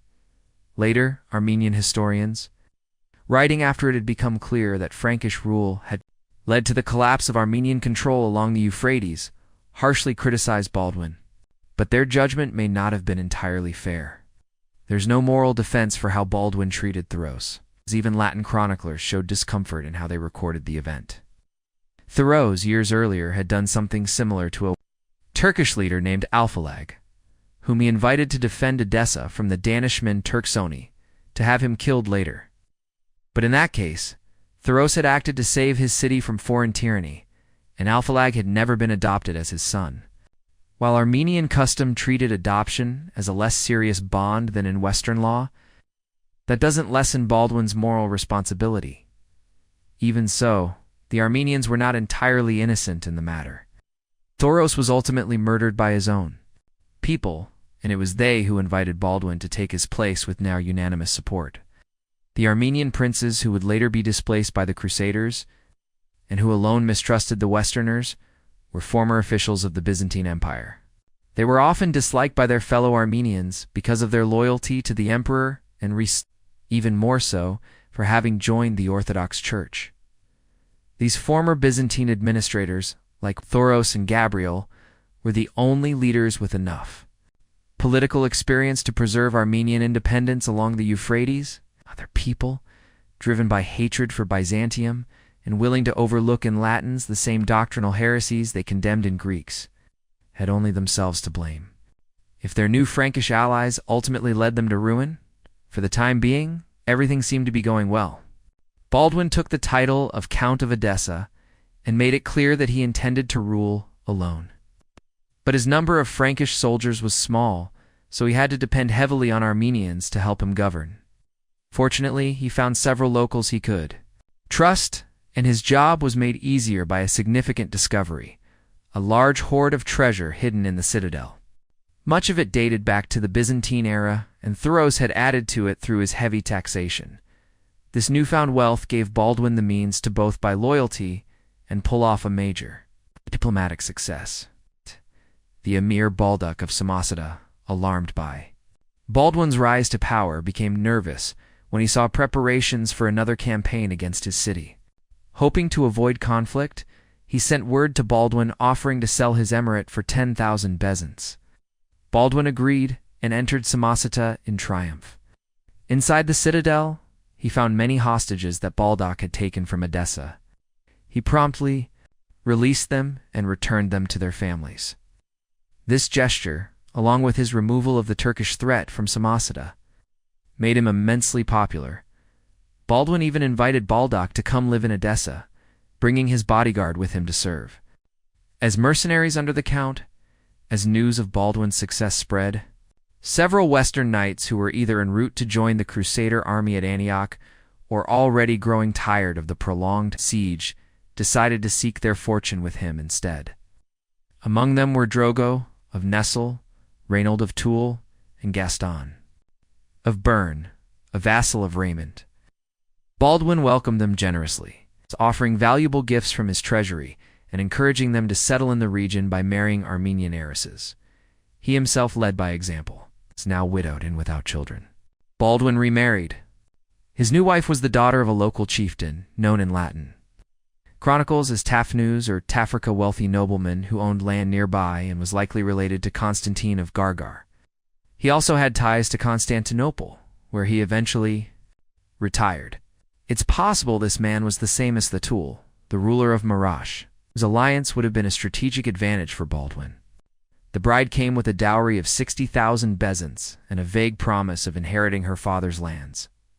However, the marriage brought her little happiness, and no children resulted from the union. Asterisk in this way, Baldwin began laying the foundations of the political approach he would later apply in the Kingdom of Jerusalem. He believed that the authority of the state should remain firmly in the hands of the Frankish prince and his Frankish vassals, but that both Christians and Muslims from the region should be welcome to participate in public life. Over time, he envisioned a merging of races and cultures into a unified society. It was a policy rooted in pragmatic, far-sighted statesmanship, however. Too many newly arrived knights from the Westmen who had taken vows to serve the cross and eliminate the infidel. It felt like a betrayal of the Crusade's holy mission. After all, they had not left Europe to see men like Baldwin establish semi-oriental kingdoms. Even for Baldwin, the policy was not easy to implement. Muslim leaders saw him as a temporary opportunist they might use to their advantage. To the southwest of Edessa, between the city and the Euphrates, lay the Muslim town of Suruj, though it owed allegiance to Balak ibn Bahram, an Ordoqid prince. Suruj had recently rebelled. Balak reached out to Baldwin, proposing to hire him to help suppress the revolt. Baldwin, eager to expand his influence, agreed, but the citizens of Suruj secretly appealed to Emir Baldak for protection of Edessa and were allowed into the city. Baldwin followed quickly, bringing siege engines with him. Faced with the prospect of a siege, both Baldak and the people of Suruj lost their nerve. The townspeople offered to surrender and pay tribute. Baldak came out to meet Baldwin, claiming he had only entered the city on Baldwin's behalf. Baldwin saw through the lie. He accepted Balduk's apology for the moment and appeared to forgive him. But days later, Baldwin demanded that Baldak hand over his wife and children as hostages. When Baldak hesitated, Baldwin had him arrested and executed, beheading him on the spot. Afterward, Baldwin stationed a Frankish garrison in Suruj, placing it under the command of Fulk of Chartres, not to be confused with the chronicler Fulcher of Chartres. This incident taught Baldwin a harsh lesson. Muslim leaders could not be trusted to act in good faith. From that point on, he ensured that any Muslims living within his territories had no independent leadership. However, he still permitted them to practice their religion freely. In a city like Suruj, where nearly all the inhabitants were Arab Muslims, he had little choice. But this practical tolerance scandalized many in the West, who expected the Crusade to bring religious purity, not coexistence. The capture of Suruj and, a few months later, the strategic town of Bayrajik, with its crucial Euphrates crossing, secured. Baldwin's control over the key roads between Edessa and his fortresses at Turbasol and Ravandel. These victories not only consolidated his hold over the county but also ensured reliable communication with the main crusading forces. At the same time, they sent a clear message to the Muslim powers. The Count of Edessa was not to be underestimated. Determined to crush this rising Frankish power, they turned their attention to Baldwin. Their seriousness on the strategic importance of a Frankish-held Edessa became apparent in May, when the formidable Kerboga, en route to relieve the siege of Antioch, paused his march to try to eliminate Baldwin first. He laid siege to Edessa for 3 weeks, but failed to breach its defenses and was forced to retreat. His failure greatly enhanced Baldwin's reputation. The time he wasted at Edessa proved critical. It allowed the Crusaders the breathing room they needed to hold Antioch. But Baldwin also faced resistance from the Armenians. They had underestimated him at first, and now resented the growing number of Frankish knights entering their lands, as well as the favors Baldwin was granting to them. The newcomers treated the local Armenians with little respect, often with outright contempt and brutality. Edessa's Armenian elite found themselves excluded from Baldwin's council, where only Franks were allowed to participate, yet they still had to pay the same heavy taxes they had under Thros. Worse still, Armenian estates in the countryside were being redistributed to the new Frankish lords. The local farmers were now subject to the stricter feudal customs of the West. Late in 1098, Baldwin received a warning from an Armenian informant about a plot against his life. The conspiracy allegedly involved 12 of the city's leading citizens, who were believed to be in contact with Turkish emirs from the region of Diyarbakir. At that time, Baldwin's father-in-law, Tafnus, happened to be visiting Edessa. As his daughter's marriage to Baldwin had only recently taken place, rumors suggested that the conspirators aimed to replace Baldwin with Tafnus, or at least force him to share power. Baldwin reacted immediately. He had the 2 ringleaders arrested and blinded, while their close associates had their noses or feet cut off. Many other Armenians suspected of involvement were thrown in prison, and their properties were seized. However, In typically shrewd fashion, they had hidden their wealth so effectively that Baldwin's men couldn't find it. Baldwin then allowed them to buy back their freedom, charging between 20 and 60,000 bezants each. As for Tafnus, even though his involvement couldn't be proven, he wisely chose to retreat to the safety of his mountain stronghold. Away from his intimidating son-in-law, he took with him most of the dowry he had promised his daughter, of which he had delivered only a mere 700 bezants. Baldwin's ruthless suppression of the conspiracy effectively silenced any further unrest among his Armenian subjects.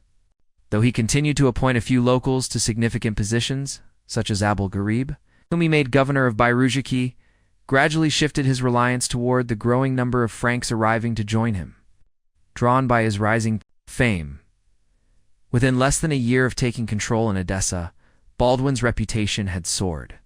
While the main crusading army was still struggling on the long road to Jerusalem, he had already carved out a wealthy and powerful state deep in Asia. He was now both feared and respected across the Eastern world. His transformation was remarkable. He had begun the crusade as the youngest son in his family, without wealth, and relying on the goodwill of his brothers.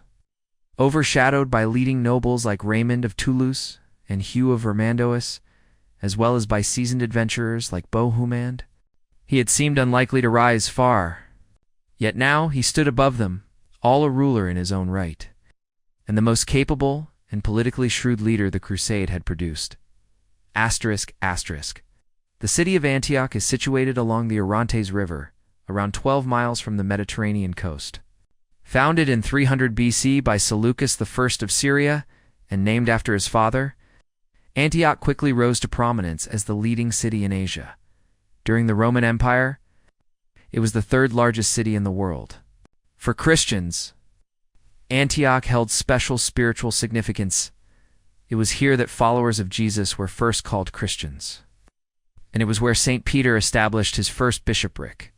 Antioch's glory diminished in the 6th century AD. Following a series of earthquakes and a destructive sack by Persian forces, the city's decline continued under Arab rule as it lost influence to the inland city of Aleppo. A brief resurgence came in the 10th century when the Byzantines reclaimed it, restoring some of its former prominence. Antioch became a hub of commerce between Greeks and Muslims, and one of the strongest fortresses on the Syrian frontier.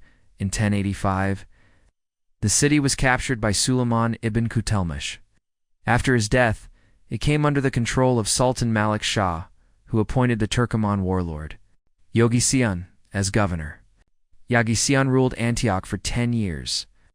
Although technically a vassal of Ridwan, the emir of Aleppo, Yogisian maintained real independence by skillfully manipulating the rivalry between Ridwan and other Muslim leaders, such as Dukak of Damascus and Kerboga of Mosul. In 1096, he even betrayed Ridwan during a conflict with Dukak, whom he then began to recognize as his overlord. This act of treachery failed to help Dukak take Aleppo and left Ridwan resentful and unforgiving. The advance of the Crusaders deeply unsettled Yogisian. Antioch was their clear objective. Without controlling this major stronghold, the Crusader army would not be able to proceed south toward Palestine. The city's population was mostly Christian, Greeks, Armenians, and Syrians. While the Syrian Christians, who disliked both Greeks and Armenians, might stay loyal to him, Yogisian feared the rest could not be trusted. Until then, his rule had been relatively tolerant. The Orthodox Patriarch, John the Oxite, had been allowed to live in the city, and the churches had remained intact. But with the Crusaders approaching, Yogisian began to crack down. The Patriarch, as the most prominent Christian figure in Antioch, was imprisoned. Many leading Christians were expelled, while others fled on their own. The Cathedral of St. Peter was desecrated and turned into a stable for the emir's horses. Persecutions also occurred in nearby villages, provoking immediate retaliation. As villagers rose up and slaughtered Turkish garrisons once the Crusaders neared, Yaghi-Siyan, seeing the Crusaders approaching and Antioch in grave danger, urgently sought allies. His old overlord Ridwan of Aleppo refused to help, still angry at Yogisian's betrayal the year before. But Dukak of Damascus responded more favorably. Yaghisian's son, Shamsadollah, traveled in person to request his aid, and Dukak prepared a relief expedition. He was supported by his military commander Tatakin, a Turkoman, and by Jana Adollah, the emir of Homs. Another appeal went to Kurboga, the powerful Atabeg of Mosul, and now the most influential Muslim leader in northern Mesopotamia and the Jazira region. Kurboga recognized that the Crusaders posed a serious threat to the entire Islamic world. He also had ambitions of taking Aleppo, and acquiring Antioch would allow him to surround Ridwan and potentially bring Aleppo under his control. He began assembling a large army for the campaign and secured promises of support from the sultans of Baghdad and Persia. Meanwhile, Yaghisian fortified Antioch, stockpiled supplies, and prepared for a long siege. The Crusaders advanced into his territory, reaching the small town of Murata. The Turkish garrison fled at their approach. From there, Robert of Flanders led a detachment to liberate the nearby town of Arta, where local Christians had already revolted and massacred the garrison. On the 20th of October, the main crusading army arrived at the iron bridge over the Orontes River. Where key roads from Marash and Aleppo met, the bridge was heavily fortified with twin towers guarding the entrance. But the Crusaders attacked it immediately. The Bishop of Le Puy directed the assault, and after fierce fighting, they seized the bridge along with a large convoy of livestock and grain headed to supply Antioch's defenders. With the path to the city clear, Bohemond led the vanguard forward and arrived before Antioch's walls the next day. The rest of the army soon followed. The Crusaders were awestruck by Antioch. The vast city stretched nearly 3 miles along the plain between the Orontes River and Mount Silpius, with elegant homes and palaces climbing the hillside. It was protected by enormous fortifications, originally built by Emperor Justinian and restored a century earlier by Byzantine engineers using state-of-the-art techniques. To the north, the walls emerged from the low-lying marshes by the river. To the east and west, they climbed the steep slopes of the mountain. To the south, they ran along the summit of a high ridge, even spanning a deep ravine cut by the Anopnicles torrent via the narrow-walled iron gate. The walls culminated in a mighty citadel perched 1,000 feet above the city. 400 towers reinforced the defenses, spaced to allow overlapping fields of archery fire. Key entrances included the Gate of St. Paul to the northeast, leading to the Iron Bridge in Aleppo, the Gate of St. George to the northwest, leading to Lataki and the coast, a river gate leading to the port of St. Simeon, modern Swadai, connected by a fortified bridge. Smaller gates, like the Gate of the Duke and the Gate of the Dog, which access points further along the river, inside the walls. Antioch had ample fresh water, vegetable gardens, grazing space for livestock, and enough shelter and provisions to support a large defending army for an extended siege. Importantly, the terrain to the south was too rugged and steep for an effective blockade, making a complete encirclement of the city. It's impossible for the Crusaders. Antioch had fallen to the Turks in 1085, not by force of arms, but through treachery and... Now, ironically, treachery was Yaghisian's greatest fear. His garrison was too small to fully man the city's vast walls. And until reinforcements arrived, he dared not risk losing any men in offensive actions. So, when the Crusaders approached, he did nothing to hinder them. For 2 full weeks after their arrival, he left them unchallenged. The Crusaders, for their part, set up their positions outside the city's northeastern corner. Bohemond took up position opposite the Gate of St. Paul. Raymond of Toulouse stationed his forces near the Gate of the Dog, and Godfrey of Bouillon held the line by the Gate of the Duke. Other Crusader contingents remained in reserve behind Bohemond, ready to reinforce any point as needed. For the time being, the important bridge gate and the Gate of St. George on the western side of the city were left uncovered to maintain their access to supplies and communication. The Crusaders immediately began constructing a bridge of boats across the Orontes River from Godfrey's camp to the village of Talenki on the northern bank near the Muslim cemetery. This new crossing gave them a route to Alexandretta and St. Simeon, the latter being their main port of supply. Soon, A camp was also established on the far side of the river. Yaghi-Siyan had expected the Crusaders to launch an immediate assault. He feared they might overwhelm him before reinforcements could arrive, but only Raymond of Toulouse advocated for an early attack. Trusting in divine providence, he urged that they strike the city at once. God, who has protected us thus far, will surely give us the victory. But the other leaders were not so sure. The city's imposing fortifications intimidated them. Their soldiers were exhausted, and they could not afford heavy casualties. Delaying seemed the safer path. They hoped for reinforcements. Tancred was marching from Alexandretta. Perhaps even Emperor Alexius would arrive with Byzantine siege engines. Guynemer's fleet might spare some troops. And there were whispers of a Genoese fleet approaching the coast. More than anyone, Bohemond was opposed to the idea of an immediate assault, though his reasons were personal. He had now set his sights on Antioch as his own prize. Joint conquest by the Crusader army might doom his chances of claiming the city for himself. He remembered what had happened at Nicaea, where the Byzantines had claimed the city after the Crusaders fought to capture it. If Bohemond could secure Antioch's surrender through diplomacy or betrayal, then he could stake a much stronger and exclusive claim. He therefore argued against Raymond's plan and convinced the other leaders to wait. Raymond, already deeply suspicious of Bohemond, grew more bitter, and the window of opportunity for a swift conquest closed. Had the Crusaders attacked immediately, Yaghi-Siyan, rattled and unsure, might not have held out. But the delay gave him time to recover his confidence and prepare for a prolonged siege. Bohemond and his supporters had little trouble finding intermediaries to establish secret communication with those inside Antioch.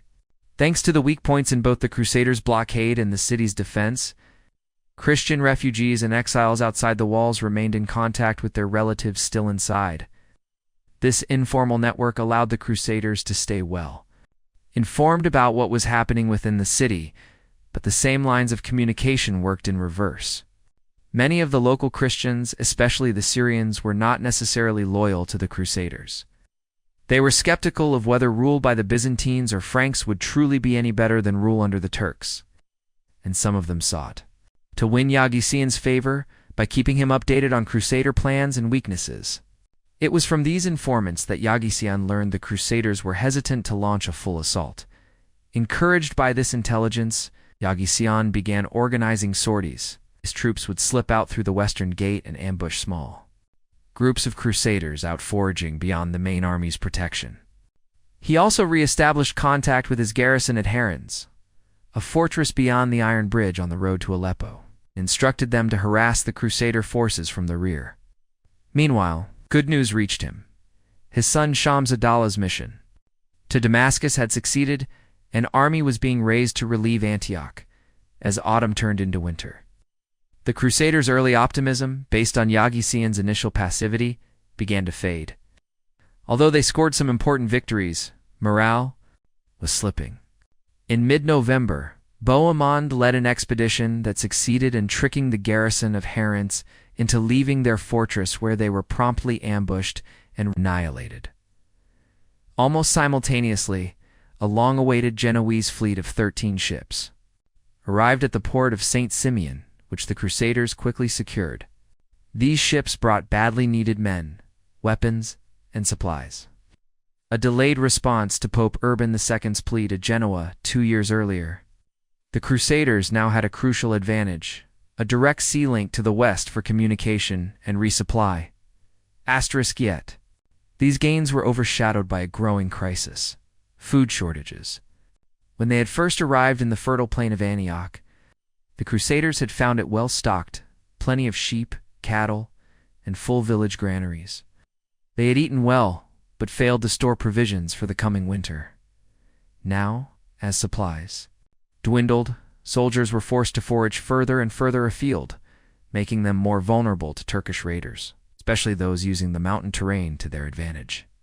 It became clear that raiders from Antioch were using the gorge of the Anapnicals, climbing to the hill above Bohemond's camp, attacking Crusaders returning late from the countryside. To counter this threat, the Crusader leaders agreed to build a fortified watchtower on that strategic hilltop. Each leader pledged to take turns garrisoning it. The tower was quickly completed and given a fittingly grim name, Malregard, or Evil Watch. Around Christmas, the army had nearly run out of food, and there was nothing left to gather from the surrounding countryside. The princes met in council and agreed that part of the army should go north, up the Orontes Valley toward Hama to raid villages and collect whatever supplies they could find. Bohemond and Robert of Flanders were chosen to lead the expedition, while the siege of Antioch would be left in the hands of Raymond and the Bishop of Le Puy. Godfrey was too ill to take part. Yaghi quickly learned of their departure. Once they were far enough away, he made his move.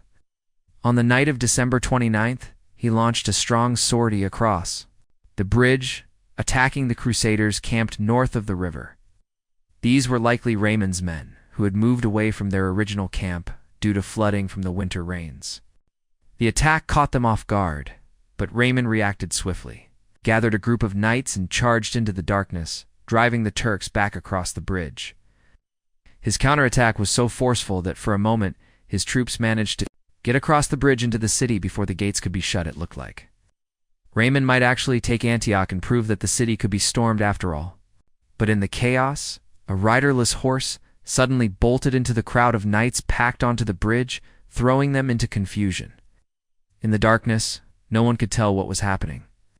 Panic spread among the Crusaders, and they began to retreat. The Turks took advantage and chased them all the way back to their camp by the bridge of boats. Both sides suffered heavy losses, but the Crusaders lost more, including Adamar's own standard-bearer, a serious blow to morale. Meanwhile, Bohemond and Robert were heading south, completely unaware of how close Raymond had come to capturing Antioch, or that a large Muslim army was heading their way. Dukhak of Damascus, with his general Totokin and Yaghi's son Shams, had set out from Damascus in mid-December with a sizable force. The emir of Hama joined them as they passed through.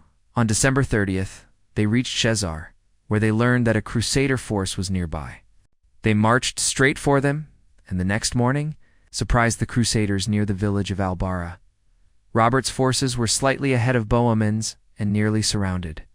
But Bohemond, seeing the danger, held most of his troops back until the right moment. Then he charged into the Muslim army just when they thought they had won. His timing turned the tide. The Muslim force took heavy losses and retreated back to Hama. Although the Crusaders technically won the battle and prevented Antioch from being relieved, they had suffered too many losses to continue raiding. After burning a few villages and a mosque, they returned to Antioch nearly empty-handed. When Bohemond and Robert returned, they found the rest of the army in a state of deep despair. The disastrous battle on the night of December 29th had been followed the next day by a severe earthquake so powerful that it was felt all the way in Edessa, and that evening, the northern sky lit up with an eerie display of the aurora borealis. In the following weeks, torrential rains fell without stopping, and the cold grew steadily worse. Stephen of Blois remarked that he couldn't understand why anyone had ever complained about the Syrian sun too many. It was clear that God was angry at the Crusaders for their pride, their indulgence, and their tendency to plunder. In response, Adamar of Le Puy ordered a solemn 3-day fast. But with famine already looming, fasting didn't help much. The failure of the foraging expedition now meant that many would starve.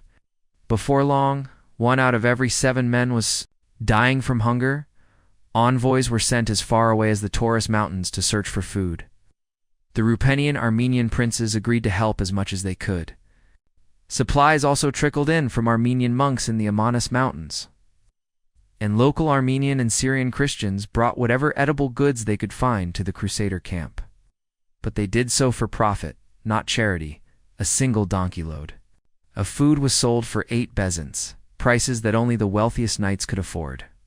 Horses suffered even more than the men.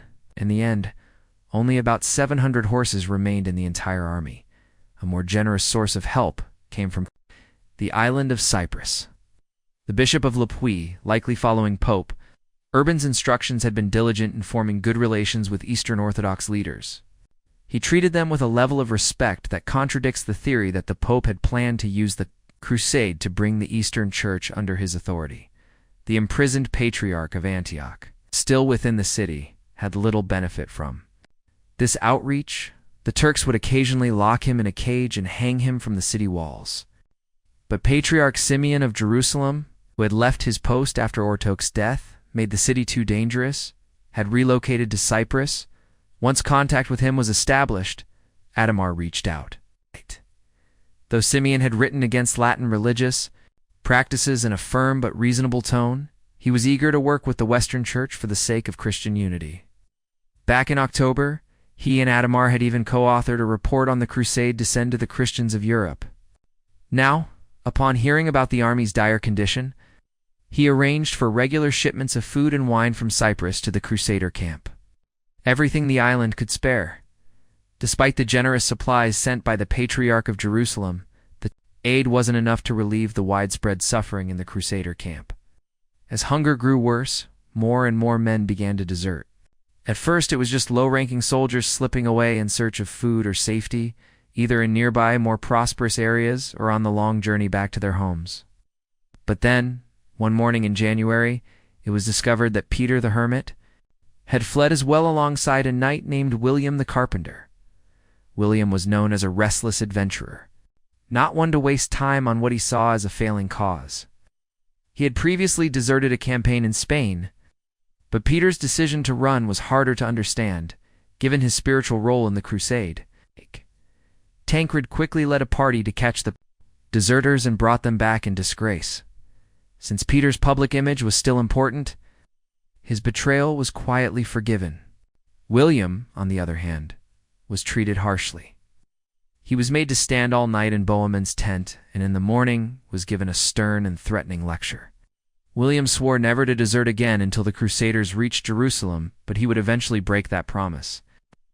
Peter's reputation took a serious hit, though he would soon have a chance to redeem himself, as the army continued to shrink from starvation and desertion. Adhemar decided that a strong appeal for help needed to be sent back to Europe. It carried more weight. He drafted the message in the name of the Patriarch of Jerusalem, who had likely agreed to the plan. The tone of the letter is revealing. The Patriarch addressed all faithful Christians in the West, claiming leadership over both Greek and Latin bishops in the East.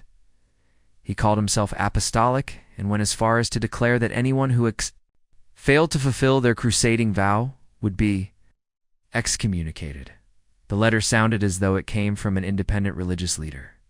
Adhemar, the Pope's legate, would not have used such language if he had intended the Patriarch to be subordinate to Rome. Whatever Pope, Urban's long-term intentions were for the governance of the Eastern churches, Adhemar was not pushing.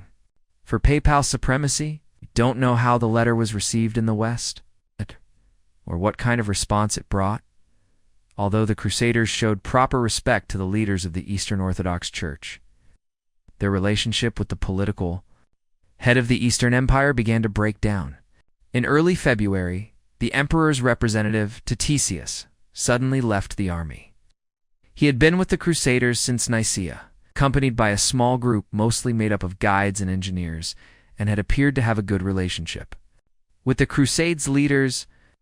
When the Crusaders captured cities like Comana and Coxen, they had handed them over to him as expected, and in return, he praised their bravery and skill in his reports back to Constantinople. At the time, there were several different rumors about why he left, but there's no reason to doubt the explanation he gave when he returned to the capital. According to him, Bohemond summoned him one day and warned him confidentially that the other Crusader leaders believed the emperor was secretly supporting the Turks. Because of this, Bohemond claimed they were plotting to assassinate Tancred. In revenge, Tancred believed the threat was real, given the tense atmosphere in the army at the time.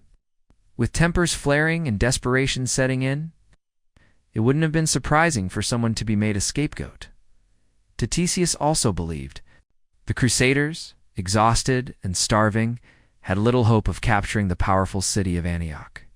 His earlier suggestion that they should starve the city into surrender by seizing the castles that controlled its surrounding supply routes had been ignored, so he announced that he was returning to Byzantine territory to organize a better a system of resupplying the army.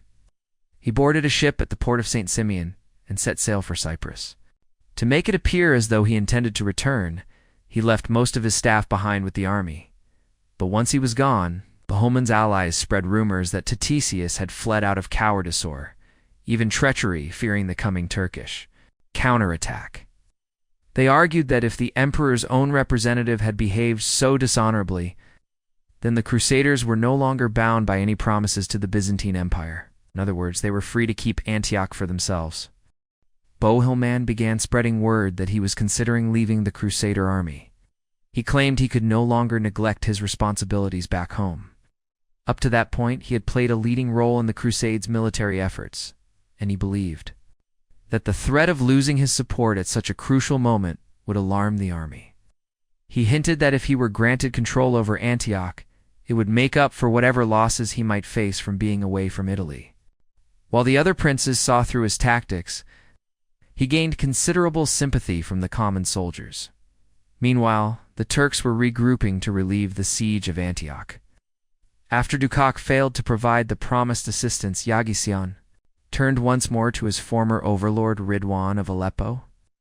Ridwan now regretted his earlier inaction that had allowed the Crusaders to reach Antioch.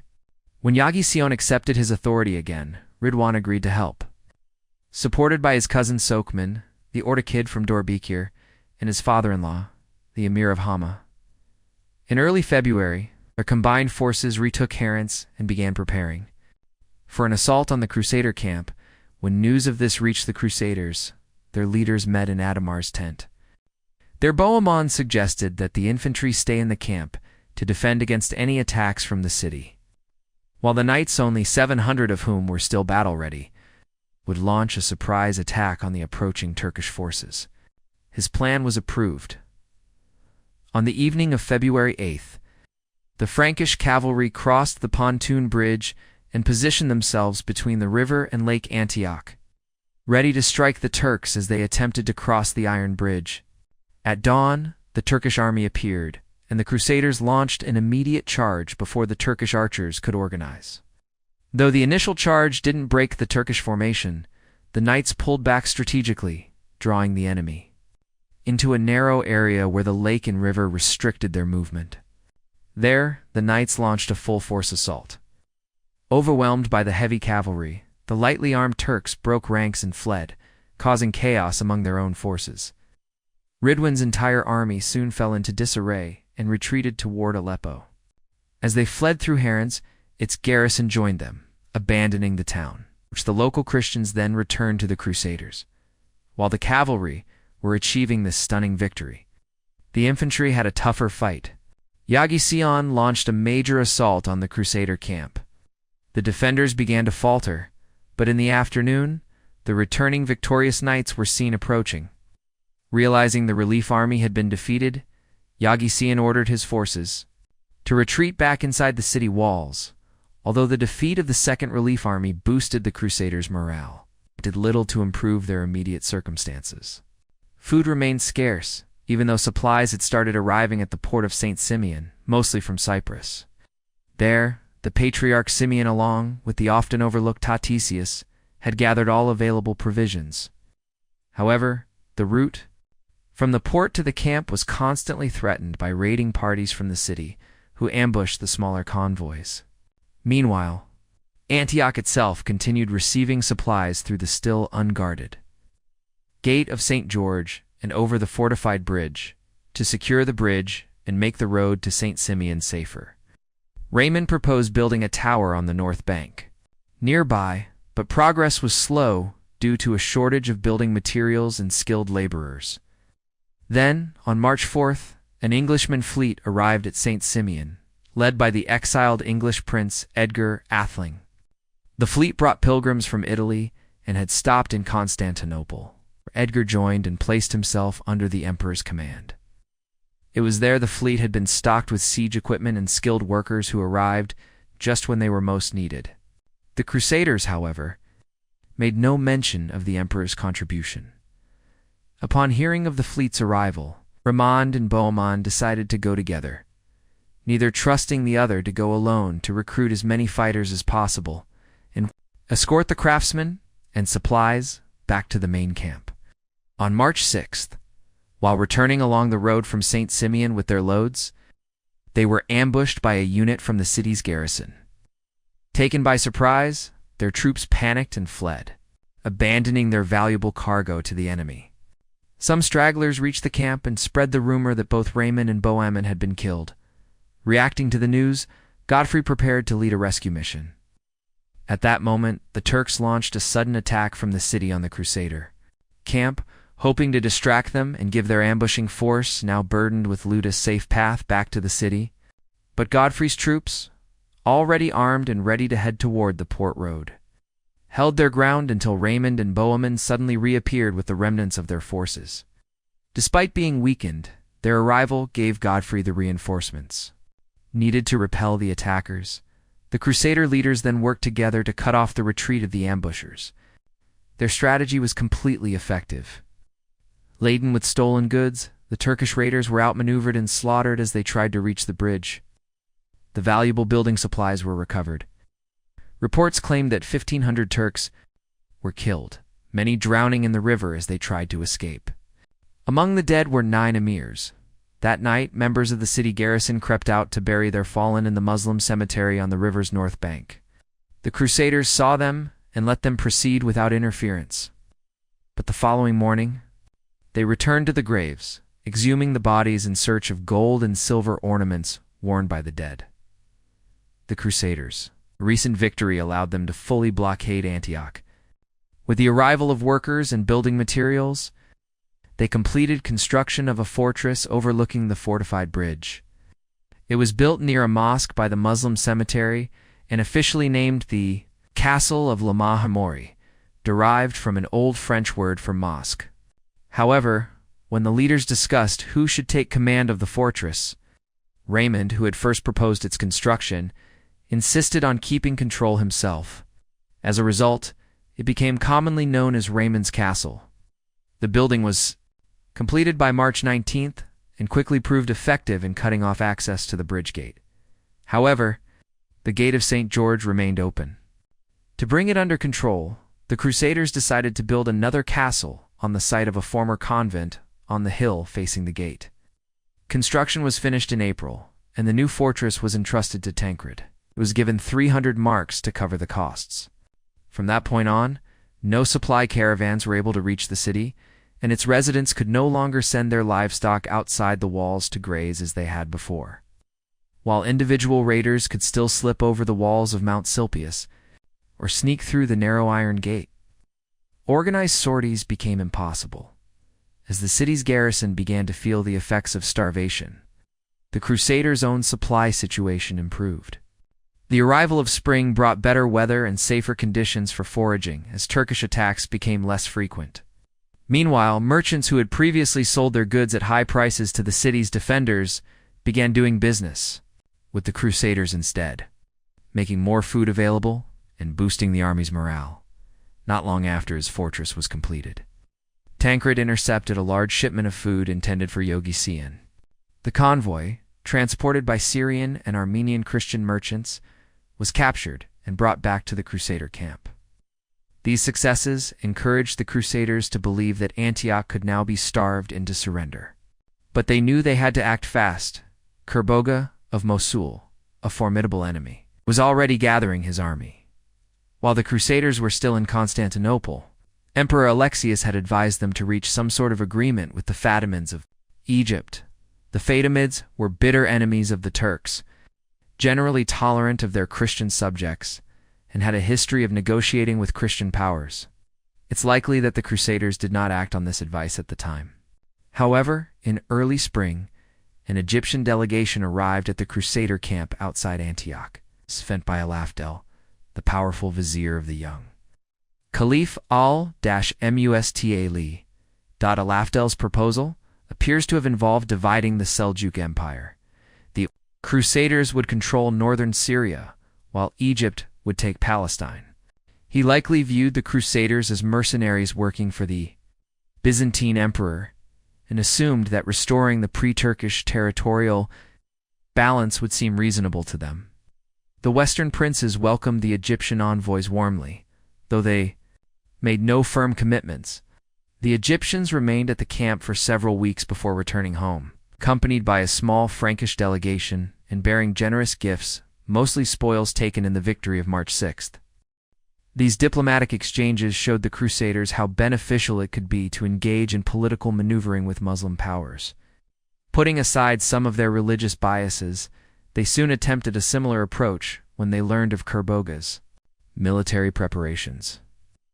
They sent messengers to Dukak of Damascus, requesting that he remain neutral and assuring him they had no intention of invading his lands.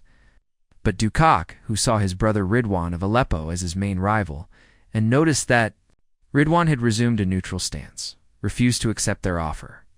By early May, it was clear that Kerboga was on the move. In addition to his own forces, he had troops supplied by the sultans of Baghdad and Persia, along with warriors from the Ordochid princes of northern Mesopotamia. Dukak was preparing to join him, and despite being under great pressure, Yaghi was still holding out in Antioch. Tension grew among the Crusaders. They understood that if they didn't capture the city before Kerboga's arrival, they would be trapped between the garrison inside Antioch and the massive relief army approaching from outside. Emperor Alexius was currently engaged in a campaign. In Asia Minor, the Crusaders sent him an urgent plea, begging him to come to their aid quickly. Bohemond, eager to claim Antioch for himself, had particular reason to worry. If the emperor reached the city before it fell, or if Kerboga was defeated only with the emperor's support, it would be impossible to deny the city's return to Byzantine control, while most of the princes were willing to let Bohemond take. Antioch, Raymond of Toulouse, refused to agree, likely backed by the Bishop of Le Puy. Raymond's motives have been the subject of much debate. He was the only prince who had not sworn a formal oath of allegiance to the emperor, though he had departed Constantinople on good terms. He also deeply distrusted Bohemond, viewing him as his main rival for military leadership of the Crusade. Additionally, both he and the papal legate Adhemar may have believed that if the oath to the emperor was void, only the church through Adhemar had the authority to assign captured lands. Eventually, after political maneuvering and debate, a compromise was reached. If Bohemond's troops were the first to enter the city, and if the emperor never arrived, then he would be allowed to claim Antioch for himself. Even then, Raymond hesitated, but Bohemond was already feeling confident. Kerboga's own strategic misstep gave the Crusaders valuable time. He was reluctant to advance on Antioch while leaving the Frankish-held city of Edessa on his flank. He failed to understand that Baldwin was too weak to launch any attack, yet secure enough in his fortress to resist any assault. For the last 3 weeks of May, Kerboga stalled at Edessa, launching unsuccessful attacks on its defenses, before finally deciding that the siege was not worth the delay. During those crucial 3 weeks, Bohemond was actively plotting. At some point, he had established secret contact with a captain inside Antioch named Firs. Firs was likely an Armenian, who had converted to Islam and had risen to a high-ranking position in Yogisian's administration, though he appeared. Loyal Firuz harbored resentment toward his master, who had recently punished him for hoarding grain. He maintained discreet connections with fellow Armenians and, through them, entered into an agreement with Bohemond to betray the city. The plot was kept entirely secret. Bohemond confided in no one. Instead, he publicly stressed the growing danger to the Crusaders in order to make his eventual success seem all the more impressive. His strategy worked too well. By the end of May, Kerboga gave up his futile siege of Edessa and resumed his march toward Antioch. As his army approached, panic began to spread throughout the Crusader camp. Desertions increased so rapidly that stopping them was impossible. On June 2nd, a large group of northern French knights, led by Stephen of Blois, fled toward Alexandretta, only 2 months earlier. Stephen had written confidently to his wife, describing the hardships of the siege, but also celebrating the victory. On March 6th, and highlighting his own role in the campaign, now, with the city still in enemy hands and Kerboga's powerful force approaching, he believed staying would mean certain death. Though never known for bravery, he chose to leave hoping he might survive to fight another day. Stephen had been the most outspoken admirer of the emperor among the Crusader leaders. Bohemond likely watched his departure with some satisfaction, and aware that this flight would soon work to his advantage in unexpected ways. If Stephen had delayed his escape by just a few hours, he might have changed his mind. On that very day, Firuz sent his son to Bohemond with words that he was ready to carry out the betrayal. Rumors later claimed that Firuz had hesitated until the night before, when he discovered that his wife was involved with one of his Turkish colleagues, pushing him to act. Firouz was in command of the Tower of the Two Sisters in the nearby section of the city wall facing Tancred's fortress. He advised Bohemond to lead the Crusader army eastward that afternoon, pretending to move against Kerboga.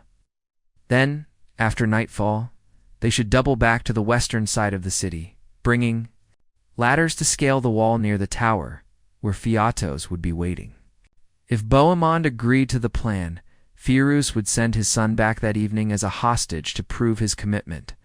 Bohemond followed Firuz's plan. As the day wore on, he sent one of his infantrymen named Mail Karan around the camp to announce that the army would set out at sunset for a raid into enemy territory.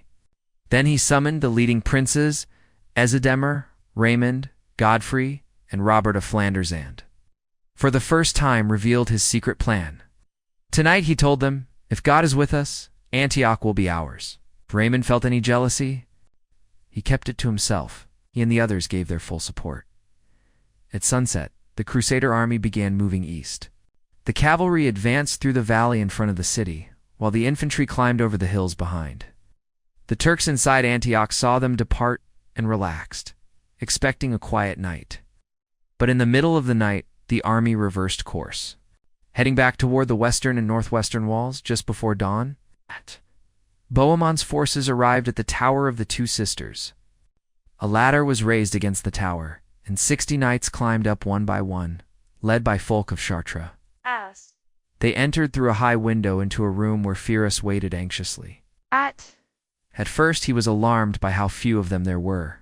"We have so few Franks," he cried in Greek. "Where is Bohemond?" But his concern was short-lived. From the Two Sisters, the knights quickly seized control of the two neighboring towers. This allowed their comrades to scale the wall between them, while an Italian foot soldier rushed to tell Bohemond it was time to enter. As Bohemond climbed up, the ladder broke behind him. Meanwhile, some soldiers ran along the wall, surprising the tower guards, while others dropped down into the city to rally the local Christian population. With their help, they flung open the gate of St. George and the main gate of the bridge, where the rest of the army was waiting. The Crusaders poured into the city, encountering little resistance. Greeks and Armenians joined them in slaughtering every Turk they encountered, men and women, alike including Firuz's own brother. In the chaos, many Christians also lost their lives. Yaghi-Siyan, wakened by the noise, quickly realized the city was lost. He fled horseback with his bodyguards, riding through the gorge toward the Iron Gate and into the hills. But his son, Shamsadollah, remained calm. He gathered what men he could and retreated to the citadel before the Crusaders could reach him. Pursued him but failed to break in. Instead, he planted his purple banner to the highest point he could reach. When the Crusaders saw it waving in the early morning light, it gave them fresh hope and lifted their spirits as they flooded into the city. Once Bohemond had gathered enough troops, he launched a serious assault on the citadel. However, the attack was repelled, and he was wounded in the fighting. His men quickly lost interest in the hard fighting and turned instead to the more rewarding task of looting the city. Bohemond's disappointment was soon eased when an Armenian peasant brought him the head of Yaghi-Siyan. As Yaghi-Siyan fled along a mountain path, he had been thrown from his horse. His guards abandoned him, and while he lay weak and dazed, some Armenians found and recognized him. But they killed him immediately. One of them earned a generous reward by delivering his severed head to Bohemond, while the others sold his belt and sword sheath for 60 bezant each. By nightfall on June 3rd, there were no Turks left alive in Antioch. Even in nearby villages that the Crusaders hadn't reached, The Turkish population had fled, seeking refuge with Kerboga. Homes belonging to both Muslim and Christian residents were looted. Weapons, treasures, and valuables were either stolen, scattered, or destroyed without purpose. The streets were littered with rotting bodies, so many that it was impossible to walk without stepping on them in the sweltering summer heat. But despite the horror and destruction, Antioch was once again in Christian hands. The capture of Antioch was a major victory that lifted the spirits of Christians everywhere. But once the excitement faded and the Crusaders assessed their situation, they realized they were not much better off than before. It's true that they have gained some critical advantages. The city's strong fortifications, left undamaged in the battle, now protected them from Kerboga's approaching army. Their civilian followers, still numerous despite disease and desertion, were now sheltered within the city, no longer a burden on the camp. The Turkish garrison that had once threatened them was nearly wiped out. However, serious problems remained. Defending the city's long walls required more soldiers than the Crusaders had available. The citadel was still in enemy hands and had to be closely watched. While the defenders inside were too weak to launch an attack, they could observe everything happening in the city below, and there was no way to prevent them from establishing communication with Kerboga's forces. The Crusaders had hoped to find stockpiles of food inside Antioch, but there was little, and in their victory frenzy, they had destroyed much of the city's wealth themselves. And although the Muslim population had been killed, the native Christian population couldn't be fully trusted, especially the Syrians, who had betrayed the Crusaders before and felt little connection to their Latin conquerors. Their disloyalty posed a much greater threat to an occupying army than it would have to an outside force. Worse still, the victory reignited a brewing conflict. Who would control the city? There was no time to argue over Antioch's future just yet. Kerboga was advancing, and the city needed to be defended immediately. Whatever Bohemond's personal ambitions were, he couldn't man the walls without help from the other leaders. Each prince took responsibility for a section of the fortifications. The army's first priority was to clean up the city and bury the dead quickly, for the decaying corpses caused a deadly outbreak. While the soldiers carried out this grim task, the Bishop of Le Puy oversaw the restoration of the Cathedral of St. Peter and other churches that the Turks had defiled. Christian worship was re-established. The legitimate patriarch John was released from prison and returned to his seat, though John was a Greek and not fond of Latin customs. He was the rightful head of a church that was still in communion with Rome. Adhemar had no intention of ignoring his legitimacy or offending local sentiment. None of the Crusaders objected to John's reinstatement except perhaps Bohemond, who likely saw it as an obstacle to his own ambitions. The Crusaders had barely secured their position inside Antioch when Kerboga arrived. On June 5th, he reached the Orontes River at the Iron Bridge, and 2 days later, he camped outside the city on the very ground the Crusaders had recently abandoned. Shams ad-Dawla immediately sent messengers from the citadel to request his support. However, Kerboga insisted that his own troops take control of the citadel. Shams pleaded to remain in command until the city was retaken, but Kerboga refused. He was forced to surrender the fortress and all its supplies to Kerboga's trusted commander, Ahmed ibn Marwan.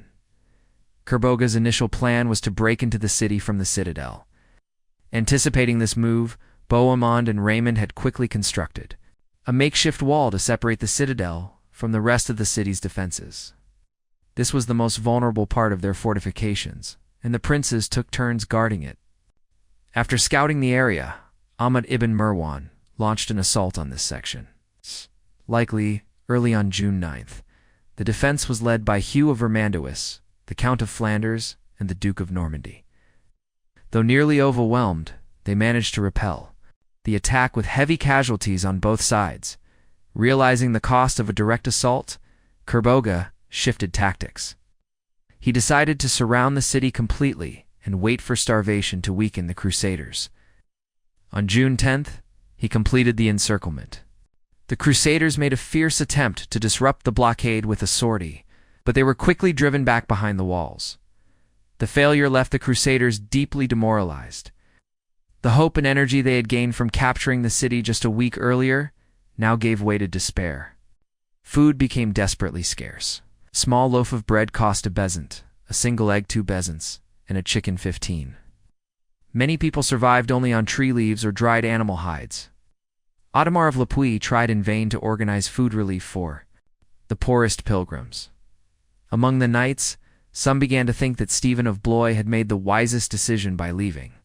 On the night of June 10th, a group led by William and Aubrey of Grant-Mesnil, along with Lambert, Count of Clermont, slipped through enemy lines and hurried to the port of St. Simeon. They found Frankish ships in the harbor, likely some Genoese vessels and others from Guynemer's fleet. When the fugitives declared that the crusading army was doomed, the ships quickly set sail for a safer port. The deserters joined them and traveled to Tarsus, where they met up with Stephen of Blois. Stephen had initially planned to return to Antioch after hearing it had been captured, but he changed his mind after catching sight of Kerboga's massive army from a distance. William of Grant-Mesnil was married to Bohemond's sister, Mabila, so his defection coming from someone so closely tied to the Norman leader had a powerful impact on morale within the army. For the Crusaders trapped inside Antioch, it now seemed that their only hope of survival lay in the arrival of the emperor and his army. Word had already reached them that Alexius had departed from Constantinople. Earlier that spring, John Ducas had pushed forward from Lydia into Phrygia, reaching the main route the Crusaders had used and reopening the road to Italia. With this in mind, Alexius believed it was safe to lead his main force deeper into Asia Minor to aid the crusade, though many of his advisors opposed the move. Worried about leading the army far from the capital through territory not yet fully secured, by mid-June, Alexius had reached Philomelium and was preparing to press onward when Stephen and William arrived at his camp. They had sailed from Tarsus together and probably at Italia learned the emperor's location, leaving their men to continue by. See, they'd traveled north to deliver devastating news. The Turks were now in control of Antioch, and the Crusader army had been destroyed. Around the same time, another man, Peter of Alps, also reached the emperor. He had abandoned his post at Comana, east of Caesarea, and reported that a Turkish force was advancing, intending to strike Alexius before he could reach Antioch. Alexius had little reason to doubt any of their accounts. Stephen, after all, had been a trustworthy ally in the past, and the total collapse of the Crusader effort was entirely plausible. Faced with this grim outlook, the emperor reconsidered his plans. If Antioch had fallen and the Crusaders had been wiped out, the Turks would surely press on with their offensive. The Seljuks would attempt to reclaim everything they had lost. Now, backed by the full might of the Turkish world, continuing toward Antioch under such circumstances would be reckless. His left flank was already exposed to attack and stretching. His supply lines any further for what now seemed like a lost cause was out of the question. Even if he had been as bold as the Crusader princes, the risk would hardly have been worth taking. But Alexius wasn't just a military leader. He was the head of a vast and vulnerable empire. His primary duty was to protect his people. He called the council and announced that the army would withdraw. One member of his staff, Guy Bohemond, half-brother and a Norman prince who had long served the emperor, was deeply troubled by the news and pleaded with Alexius to continue the march, hoping the Crusaders might still be saved. But no one else supported the idea. And so, the great Byzantine army turned back, retreating north and leaving behind a wide buffer of scorched land to shield the newly reclaimed territory from Turkish advances. It might have been better for the Byzantine Empire and for the peace of Eastern Christendom if Alexius had heeded Guy's plea to press forward. Even though he would not have arrived at Antioch in time for the decisive battle, when word reached the Crusaders that the imperial army had turned back, their disappointment quickly turned to anger. They saw themselves as the soldiers of Christ fighting against unbelievers. To refuse to come to their aid, no matter how hopeless things seemed, was viewed as a betrayal of faith. They couldn't understand that the emperor had other responsibilities. Instead, his decision only reinforced their existing mistrust and resentment toward the Greeks. The Byzantine Empire was never forgiven for this. Bohemond used bitterness to further his own ambitions. Stephen of Blois was also held responsible. Chroniclers harshly criticized him for what they saw as cowardice, and the story quickly spread throughout Europe. When he returned home at a comfortable pace, he was met by a furious wife, who was ashamed of him and, who didn't stop pressing him until he agreed to return east and redeem himself. Meanwhile, Kerboga kept up the pressure on Antioch. On June 12th, a surprise assault nearly gave him control of a tower on the southwest wall. It was saved only by the courage of 3 knights from Malines. To prevent such close calls from happening, again, Bohemond ordered entire city blocks near the walls to be burned down. This created open ground, allowing troops to move and respond more effectively.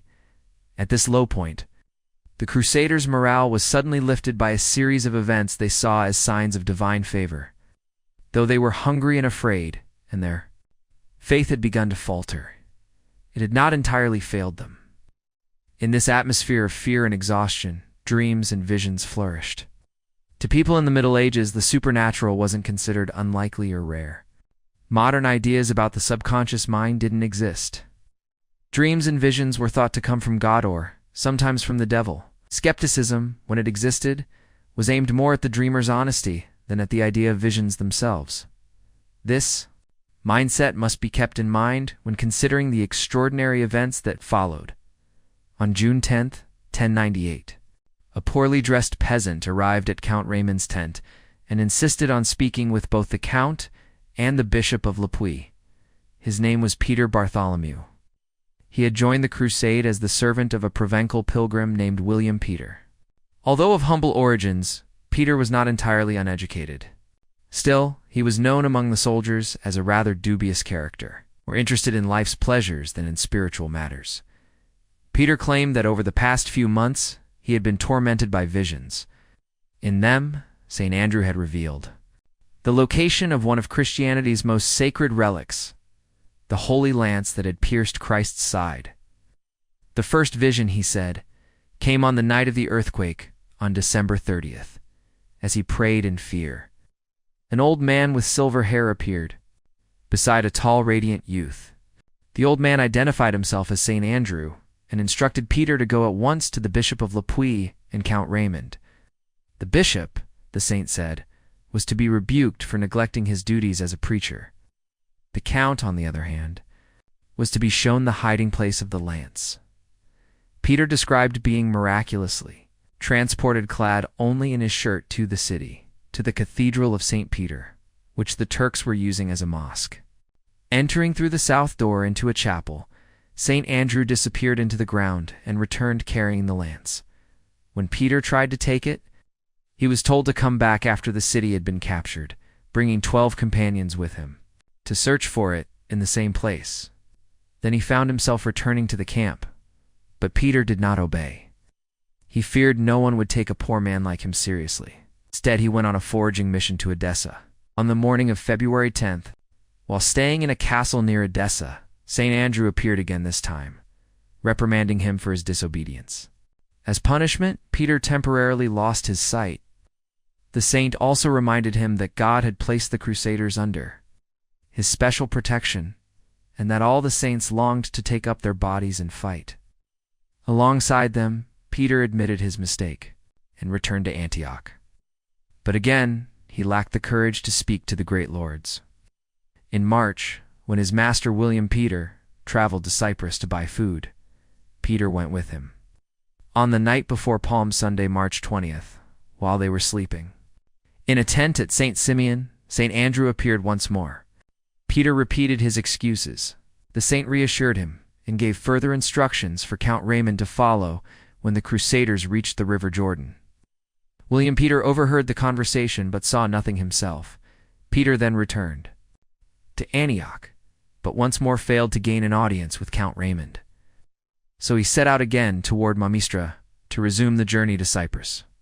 St. Andrew appeared again, angrily commanding him to go back. Peter tried to comply, but his master insisted they board a boat.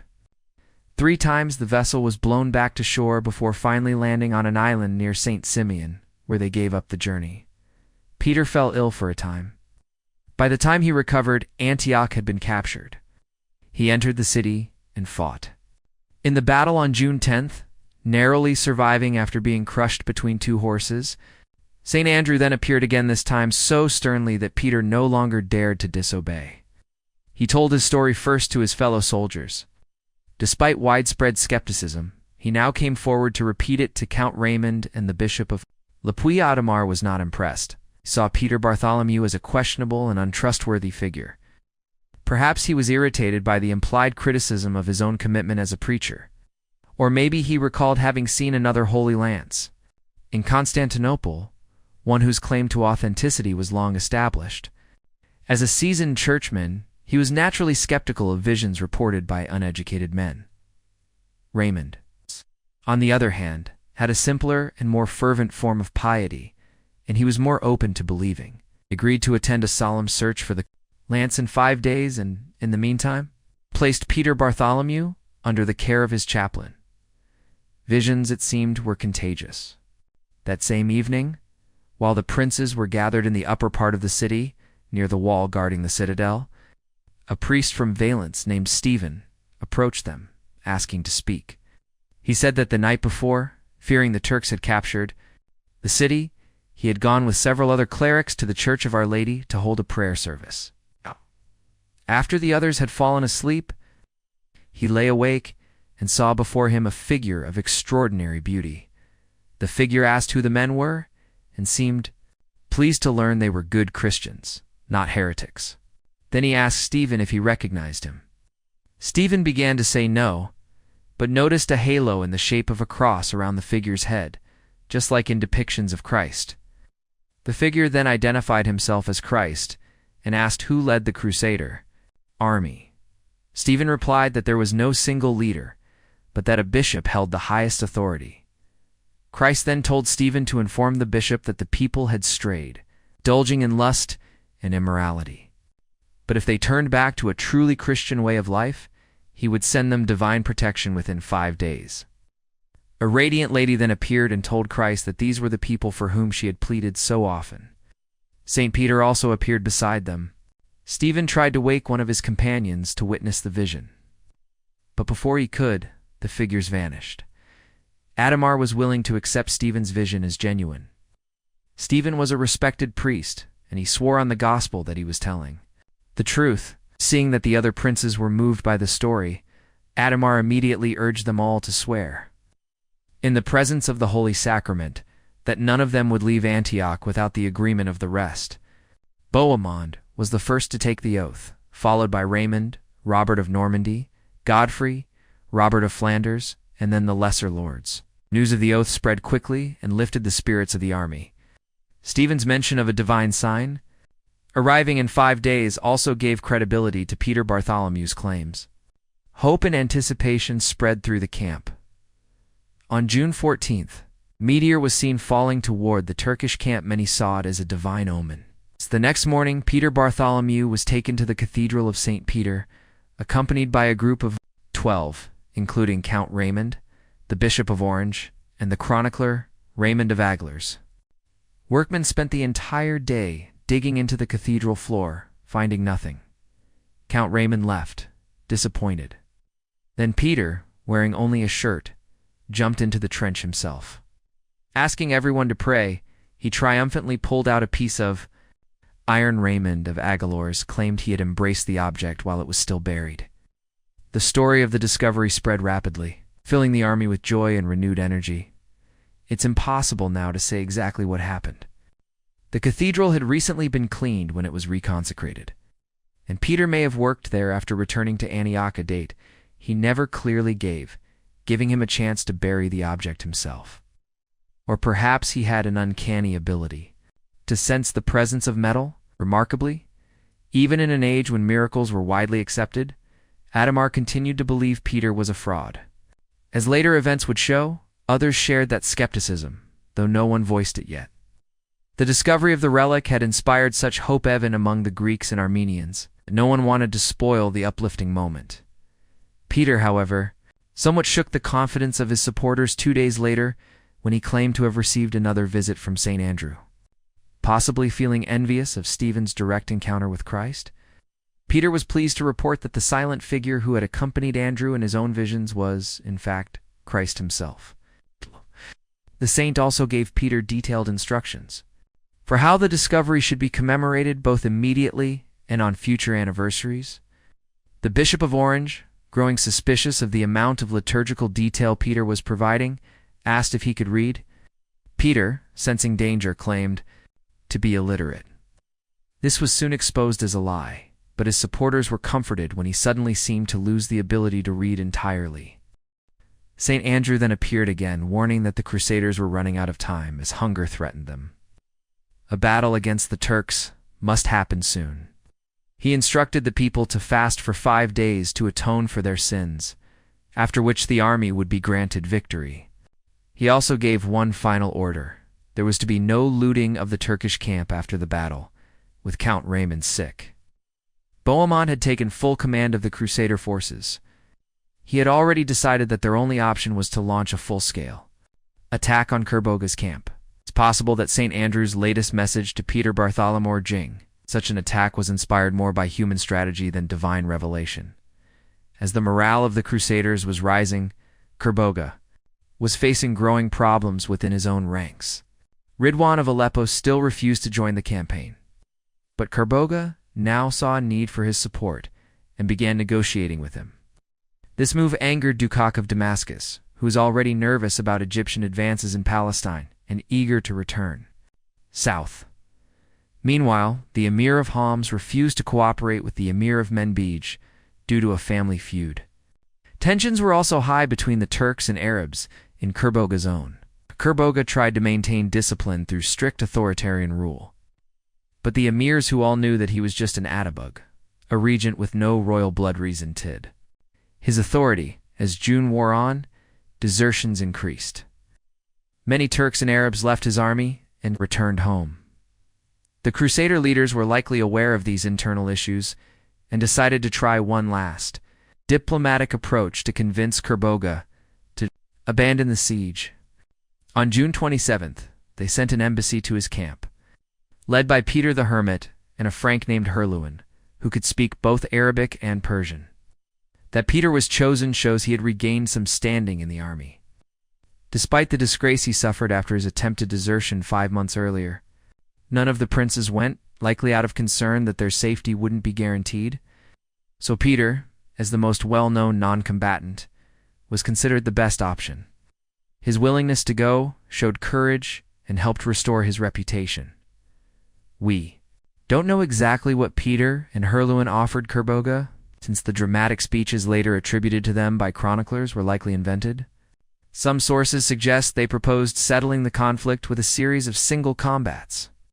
But Kerboga, despite his army's weakening condition, insisted on unconditional surrender. The embassy returned with nothing. Still, Herluin may have gathered some valuable intelligence about the disunity within the Turkish camp. After the failure of their diplomatic mission, there was no option left but to fight. At dawn on Monday, June 28th, Bohemond organized the Crusader forces for battle. He divided the army into 6 separate units. The first consisted of the French and Flemish under Hugh of Vermandois and Robert of Flanders. The second was made up of the Lotharingians under Godfrey of Bouillon. The third included the Normans from Normandy under Duke Robert. The fourth group, made up of troops from Toulouse and Provence, was led by the Bishop of Le Puy in place of the ailing Count Raymond. And the final 2 divisions, composed of the Normans from Italy, were commanded by Bohemond and his nephew, Tancred. To guard the citadel during the battle, 200 men were left behind in the city under Raymond's direction from his sickbed. While some of the army's priests and chaplains held a service of prayer on the city walls, others marched alongside the soldiers. The historian Raymond of Aguilors was given the honor of carrying the Holy Lance, which had recently been discovered, and was believed to be a sign of divine favor. Each prince carried his own banner into battle, though many knights now wore battered armor and rode poor horses, or even walked on foot, having lost their steeds. Still, the Crusaders were filled with courage and hope as they marched, inspired by recent signs from God. As the Crusaders crossed the fortified bridge out of the city, Kerboga's Arab commander Wathab ibn Mahmud urged an immediate attack. But Kerboga hesitated. He believed that if he waited, he could crush the entire Crusader force at once, instead of just the front ranks. However, his troops were restless after the long siege, and the delay was risky. When he finally saw the full might of the Crusader army advancing in formation, he lost his nerve and sent a herald to suggest a truce. But it was too late. The Crusaders ignored the offer and pressed on. Kerboga used classic Turkish tactics, withdrawing to rougher terrain and then ambushing the Crusaders with a hail of arrows. He also sent a flanking force to attack the Crusaders' exposed left side. But Bohemond anticipated this and had already formed a 7th Division, led by Reynold of Toul, to intercept the threat. Fierce fighting broke out on the main front. Adhemar of Lepuy's standard-bearer was killed, and the Crusaders suffered losses, but they pushed forward relentlessly. Then, as if to confirm their faith, a vision appeared on a hillside. Knights dressed in white, waving white banners, said to be led by St. George, St. Mercury, St. Demetrius. More tangibly, internal divisions in Kerboga's army now began to destroy it from within. Many of his emirs, fearing that victory would make Kerboga too powerful, deserted him. The Cock of Damascus was the first to leave, and others soon followed. As panic spread, Kerboga tried to slow the Crusaders by setting fire to the dry grass in front of his lines, but it was no use. Only Sokman, the Ordikid, and the emir of Homs remained loyal to him. When they too fled, Kerboga saw the battle was lost and fled the field. His army collapsed into a full rout. The Crusaders, following St. Andrew's warning not to stop to loot the enemy camp, chased the fleeing troops all the way to the Iron Bridge, killing many along the way. Others tried to hide in the fortress of Tancred but were captured and killed. Those who escaped the Crusaders were often slaughtered by local Syrians and Armenians in the countryside. Kerboga himself made it back to Mosul with only a small remnant of his army, but his reputation and power were destroyed forever. Ahmed ibn Marwan, commander of the citadel, had watched the battle unfold from his position on the mountain. When he saw that the Turks had been defeated, he sent a herald into the city to announce his surrender. The herald went to Count Raymond's tent, and Raymond promptly sent one of his own banners to be raised over the citadel tower as a sign of victory. But when Ahmed realized the banner did not belong to Bohemond, he refused to accept it. It seems he had already made a secret agreement with Bohemond to be carried out if the Crusaders won. He did not open the gates until Bohemond himself arrived. The garrison was then allowed to leave unharmed, and some members, including Ahmed, converted to Christianity and joined Bohemond's army. The Crusaders' victory was both unexpected and decisive. It ensured that Antioch would remain under Christian control, but it did not settle who among the Christians would rule it. According to the oath taken by all the princes except Raymond, the city should be handed over to the Byzantine Emperor. Yet Bohemond had already made clear his intention to keep it for himself, and most of the other leaders were willing to support him. After all, he had masterminded the city's capture and had secured the surrender of the citadel. Though they felt somewhat uneasy about breaking their oaths, the other leaders were reluctant to oppose Bohemond. The emperor was far away, had failed to come to their aid, and his representative had abandoned them. The Crusaders had taken Antioch and defeated Kerboga entirely on their own, holding the city until Alexius might arrive or sending someone in his place seemed both unrealistic and politically dangerous. They also feared alienating Bohemond, who was now their most prominent military leader, Godfrey of Bouillon. For one thought it unwise to stand in the way of Bohemond's ambitions. Raymond, however, remained bitterly opposed to Bohemond. Opposition wasn't just based on personal rivalry. He had formed a positive relationship with Emperor Alexius before leaving Constantinople, and he understood the strategic importance of keeping the emperor's goodwill. Without Byzantine support, it would be difficult to maintain supply lines and defend against future Muslim counterattacks. The unity of the Christian effort would collapse. Adhemar of Lepuy agreed with Raymond. He was committed to working with the Eastern Christians in line with Pope Urban's intentions and recognized the political risks of alienating Byzantium. It was likely due to Timir's influence that Hugh of Vermandois was sent to inform Emperor Alexius of the situation at Antioch.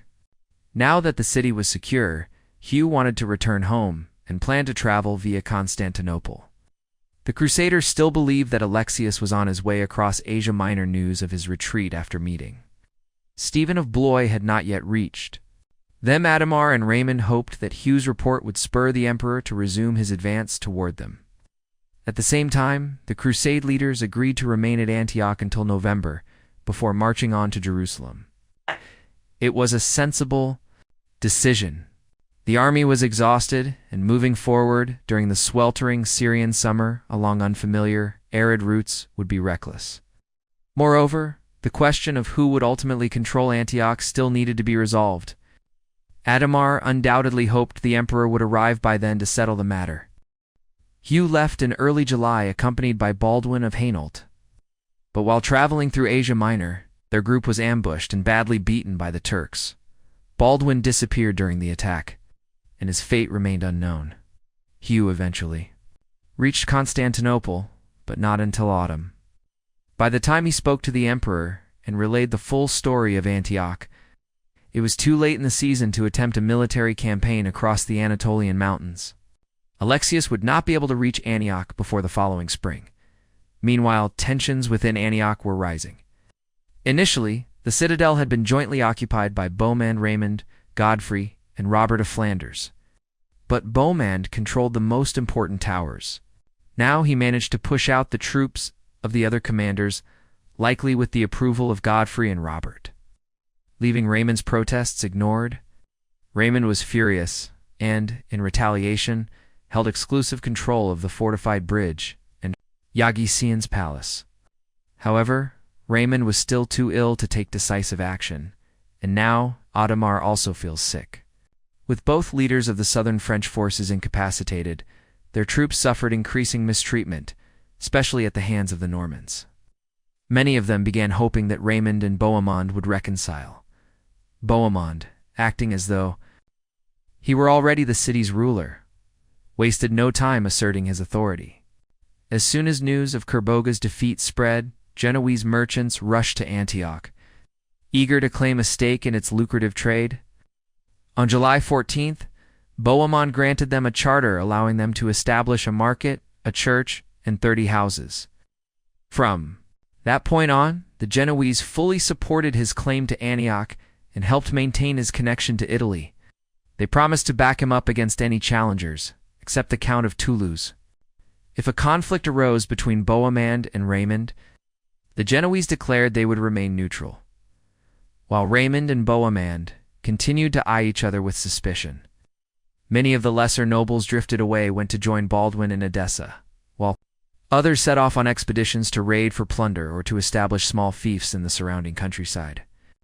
The most ambitious of these ventures was led by a Lemusang knight from Raymond's army named Raymond Pilet. On the 17th of July, he crossed the Orontes River, heading east, and 3 days later occupied the town of Telmanis, where the local Syrian population welcomed him. After capturing a nearby Turkish castle, he advanced on the larger town of Merit and Neumann, with an army made up mostly of local Christians. However, these new recruits were untrained and inexperienced in warfare. When Ridwan of Aleppo sent troops to defend the town, the native fighters panicked and fled. Despite this, Ridwan failed to dislodge Raymond Pilet from Telmanis. Meanwhile, a serious epidemic broke out in Antioch during July. Its exact nature is unknown, but it was likely typhoid, caused by the unsanitary conditions following the recent sieges and battles, and by the Crusaders. Lack of understanding of hygiene in the East. The first major victim was Adhemar of Lepuy, who had been in poor health for some time. He died on the 1st of August. Adhemar's death was one of the greatest losses of the Crusade. Though the chroniclers often portray him as a background figure, their accounts make clear that no one else held such widespread respect and influence. As the Pope's representative, Adhemar commanded authority, but it was his personal qualities that won him the affection of the entire army. He was generous and compassionate, especially toward the poor and sick. Humble and never overbearing, he still offered wise counsel even in military matters. He was a brave and capable strategist of victory at Dorylaeum. It was largely thanks to his planning, and he presided over many of the war councils during the siege of Antioch. politically. Adhemar worked to foster cooperation with Eastern Christians both, the Byzantines and the Orthodox churches in Syria. He had been close to Pope Urban and shared the Pope's vision for the Crusade. While Adhemar was alive, he helped temper the Franks' ethnic and religious intolerance and held the selfish ambitions of the princes in check. He never sought to dominate the movement, but he was widely seen as its moral and spiritual leader. As the priest Stephen had said in his vision of Christ, Adhemar was regarded as the true head of the crusade. After his death, no one remained with enough authority to hold the movement together. The Count of Toulouse, who had once spoken with Pope Urban about crusading policy, did inherit many of Adhemar's ideals, but Raymond lacked his skill and could only argue with Bohemond as an equal, not as the voice of the church. In Adhemar's absence, none of the princes had the vision or stature to preserve the unity of Christendom. Even those whose ambitions he had challenged never questioned Adhemar's honesty, wisdom, or charity. His death was mourned across the entire army, even by Bohemond's followers, and Bohemond himself swore to carry Adhemar's body to Jerusalem. The entire crusading host felt his loss deeply, and it cast a shadow over their triumph. There was, however, one man who felt no grief at Adhemar's death. Peter Bartholomew had never forgiven the papal legate for doubting his visions. 2 days after Adhemar died, Peter took his revenge. He claimed that he had received another vision. This time St. Andrew appeared again, but now accompanied by Adhemar himself. According to Peter, Adhemar confessed that, because of his disbelief, he had spent the time since his death suffering in hell. He had only been rescued through the prayers of his fellow Crusaders, especially Bohemond, and by his small donation to support the upkeep of the Holy Lance. Now forgiven, Adhemar supposedly asked that his body remain buried in St. Peter's Cathedral in Antioch. St. Andrew then delivered a message for Count Raymond. Antioch should be given to whoever currently claimed it if he was a righteous man. A Latin patriarch should be appointed to judge his righteousness. The Crusaders were told to repent of their sins and continue their march to Jerusalem, which the saint warned was only 10 days away, but would take 10 years to reach if they didn't return to a godlier way of life. In other words, Peter Bartholomew and his Provençal allies believed that Bohemond should be allowed to keep Antioch so long as he supported the crusade. They also opposed any cooperation with the Byzantines or the local Orthodox Christians. These revelations put Count Raymond in an awkward position. He truly believed in the Holy Lance, and its discovery by his troops gave him significant prestige.